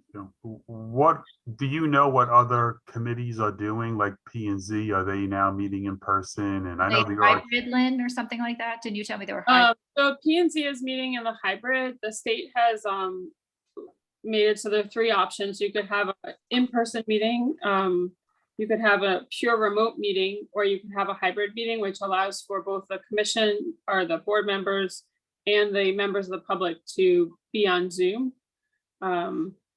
It's the commission has chosen to do a hybrid for the time being, and but you know, you can choose either of them. The Board of Selectmen tend to meet in person, but they've also done a hybrid. I think all the boards and commissions have met to some degree in person or a hybrid format, but they've also done Zoom meetings as well. So should we try to just do it month to month? Or, I mean, I guess that's every 2 weeks, you know, making that decision, but I figured for the month of December, we should probably just do a Zoom, but maybe with the weather still okay for October, November, before things get too busy, we can meet together. Does that sound okay for everyone? I have two concerns. My first question is, if we're meeting in person, do we all wear masks and everything, I assume, for like 4 hours? Oh, Lynn? So the rule in town hall is that you have to wear a mask if you're not vaccinated. It's optional to wear a mask if you choose to, if you're vaccinated. Some people have chosen to wear masks when they have little kids under the age of 12, even though they're vaccinated. So you can opt to do what you want. If it's easier, we can hold a hybrid meeting. I mean, there's just quorum issues, but that's it. If we can get it doesn't pose a problem. Is it complete, this Jessica, is it completely Scouts honor approach with respect to the people who say that they're wearing a mask or not wearing a mask because they're vaccinated versus unvaccinated? Because I've had to deal with this issue for work, so I'm just. It is Scouts honor. There is no enforcement of it by the town. That's the posted requirement. You know, and there are many members of staff and many residents that have come in to visit town hall that have chosen to wear masks. Some preface their comments with, you know, hey, I have young kids and I apologize. Please don't be insulted. But I mean, it's a personal choice. You know, you can wear a mask. If you're vaccinated, you can wear a mask or no mask. I'm somewhat concerned, not so much from the point of me getting sick. I do believe that if you're not wearing it, even if you're vaccinated, I believe you can still get it because people in my office have done it, you know? So now in my office, everyone has to wear masks again. But that's really not my main concern. My main concern is more dealing with accessibility for people. I'm concerned that if we go in person, like we get good attendance with people, you know, like neighbors and things attending these online. And I'm concerned that if we go in person, someone who might have conditions or even just be elderly might be uncomfortable going to the meeting at this point. And I don't want people to not have access that they would have online. I mean, I guess you could put it both ways, because some people could say, well, someone might not have a computer and they can't go online, but I do think that if, I'm concerned that if people had to come in person, there may be people who want to come who don't come, is what I'm saying. Well, I guess that's the reason to do it hybrid. Is that correct? Is that where the public would be online, Lynn? The public could, in a hybrid mode, the public could be online or in person. Okay. And how would for- that work logistically? Would you have a computer there, or how would we all see that? Would we have Yeah, computers I would- as I well? would be a computer from the back of the main meeting room, and which is what I've done for the PNZ. And I mean, you can, it can, the public can come in on both on Zoom or in person. We've had both scenarios. We've had presenters where half the cases are, half the team is on Zoom and the other half is in person. You know, it's up to the board if they want to, if they want to choose to keep it all virtual, if they'd like to go in person, or if you want to try a hybrid scenario. So if we meet in person, would we meet in the same room as usual, or could we meet in Yeah. like the? No, it's the big select room. room? For the large meeting room, because they would have, Okay. because of, we have to record it. So all the equipment is set up in the large meeting room. And that gives us more distance Correct. also. Mhm. So maybe we can we say for next, for October, why don't we try hybrid? And see how that goes? Does that sound okay for everyone? We'll give it a shot, we'll give it a shot. It's all right for me. Yep. Okay, We'll try it, and if we don't think it works, we'll go back, I guess, Yeah. right? Or if Right. conditions change. yeah. But let's say December, we're completely Zoom. And then we can take it from there. I feel that if there's one person on this board who is more comfortable doing it remotely, we should stay remote. I don't want someone to feel like they have to go in person. Well, that's why we're You know, doing. when they don't, like, I don't want someone to be pressured to go in person if they have like a reason they don't want to go in person, is what I'm saying. Well, I think that's why we said hybrid. That means that the board well- members can do hybrid as well. Is that To correct? back up what Luke's saying is I've done a hybrid panel when the pandemic first started, and it was really hard to engage the people who are, maybe we've all gotten better at it in the last 18 months, but it is really hard for someone, if there's one person on the board who is remote and the others are in person, that it's going to be really hard to have that one person who's remote speak up. Okay. And so that's the only thing I would back up with Luke. I have some reservations just because I know people, I don't want my comments to be public, so I'll just keep my thoughts to myself, but I have reservations just with having kids underage. So, Okay. if Well, we then- make it in person, I will attend, but I will be, If there's one person with appropriate reservations, I'm protection. voting against being live. Okay, so. That's enough for me to not want it. I mean, we don't have to do it. If you guys are not comfortable, that's perfectly fine. I just thought I'd throw it out. If we want to keep it, I mean, it's definitely easier to come and, come to on Zoom. I just didn't want, if you felt like we were losing substance by not being able to see, and kind of, if Lynn has like technical troubles or whatever, if you felt like we were losing substance and you wanted to change, I just wanted to ask. But if For the you, interim, I think we should keep it this way. how do other people, Becky, what do you think? I would be happy to go in person. I felt like I've struggled a bit trying to follow people's presentations on Zoom because I can't see, Right. sometimes it's so small. And I really don't want to see town hall and staff have to start printing up big surveys and things again, but that was helpful. I mean, to be able to see things a little better. Well, But Aye. one suggestion, if we're gonna, and I'm fine either way. I appreciate Luke's sentiment and Jessica, your candid comments. So I'm absolutely fine staying remote for a while. But maybe one thing we could do, Lynn, because we have had situations where the presenter is, you can tell they're moving their mouse and saying, see here, this or that. can you allow them to share their screen or allow them control so that we're in sync with what, I mean, you're doing an excellent job trying to follow, but today I found it really difficult at certain points to follow the conversation that the architect, for example, was, you know, he was trying to make certain points and referring to things that were not on the screen. So the town has, the screen isn't shared. It's just the town, that's for all the meetings, the town staff is running the meetings, and the town staff, whoever's managing what each meeting is sharing the screen. So it's not the public at any point.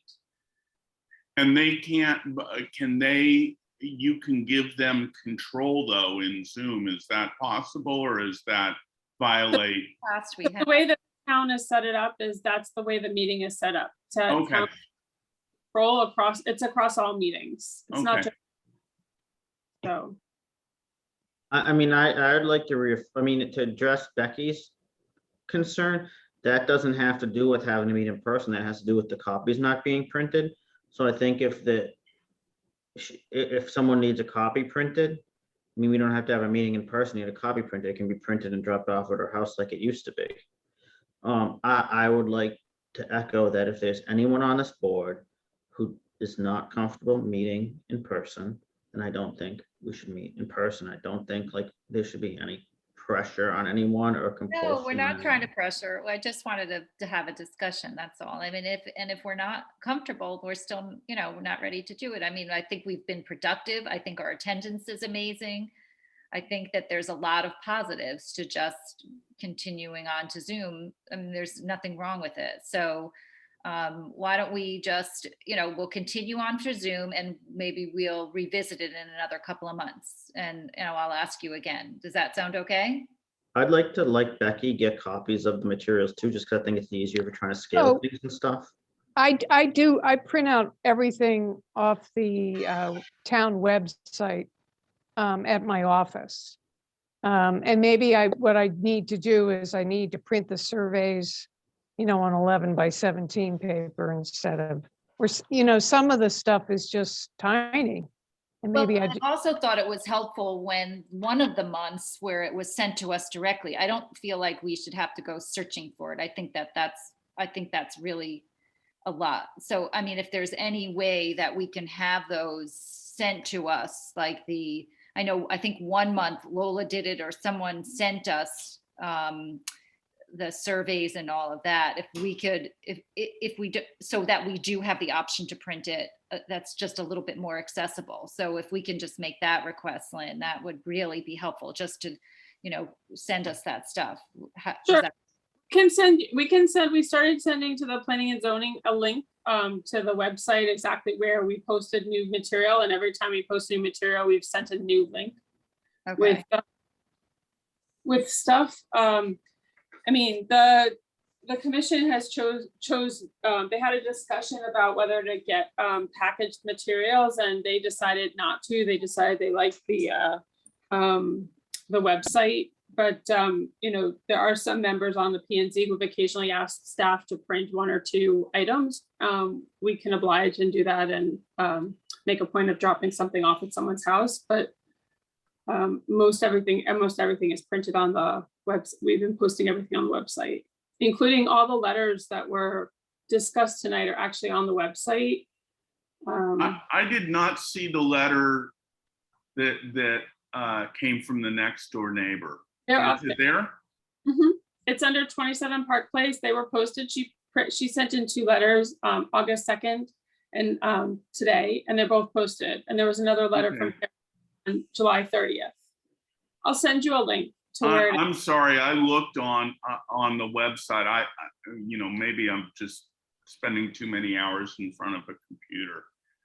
Yeah, so maybe I don't think we should have to dig for that stuff. I feel like it's just more productive and better use of our time if we have an easier access to that stuff. So if there's any way, either it could be sent to us, or if we need it printed, then that would be helpful too. And we would just, you know, send you an email to do that. And that would just actually make it make it Yeah. better. Okay, Yep. If you need it, just send an email and we'll be glad to print stuff. okay. Lynn, we don't have to, say if someone like, one of us wants to talk to Laura, just one person talking to another about an issue like this. That doesn't have to imply open meeting because it's only two people, right? No, so once you have two people, it's a FOIA thing. I mean, I can go into it with you separately at another time to discuss the details of FOIA, but it would be FOIA. There's a difference between a public meeting and also between caucusing. So My question was more of a phone call. it's not advised, no, because you, yeah, that's the direction we've been given, no. Okay. that So answers my question. but if you wanted to speak to Lynn and if she wanted to speak with me or something like that, can we do that? Yeah, and I mean, if you have a question, and this has happened a couple of times, you can, if you have a question, you can also forward it to us and we can forward it to the whole board. No, my question was if someone, for instance, had a medical reason or something why they didn't want to meet in person, could they just call up Laura and tell her that, or would that be via the open meeting? Yeah, I mean, you can't really talk about anything, but I mean, you don't even have to state what your reason is if someone has an issue and doesn't want to come. I mean, there's 3 options for meetings. We don't have to hold a open meeting. Okay. Okay, well, it's a good discussion. So let's just say we're going to continue Zooming and that we'll revisit it in another couple months. We'll see where we are, but otherwise we'll look forward to having the printed materials sent directly to us, and or if we need them printed, that can happen as well. Okay. All right. Do I hear a motion to adjourn the meeting? So moved. So, I mean, I didn't want to rush anybody. Are we done? I think so. Okay. All right. All those in favor or second the motion? I second it. Okay. Passion in favor. All right. All those in favor. Aye. Hey, Lynn, is there any action item for us on the matter that went back to P&Z and? So they were supposed to go before P&Z month, and I'm in the process of setting up a special meeting for later this month via Zoom for that. Okay. And then how's the agenda looking for October? We'll know after tomorrow. Tomorrow's the deadline. Gotcha. Thank you. And just Okay. to confirm, that's for October 4th, right? What? The next one is October 4th, just to confirm. Yeah, I think that's the Monday. Yeah. Yeah, if that's the Okay. Monday, the date, Yes. yeah. Yes, that's the date, sorry. All right. Thank you. Bye. Thank you all. Night, everyone. Good night.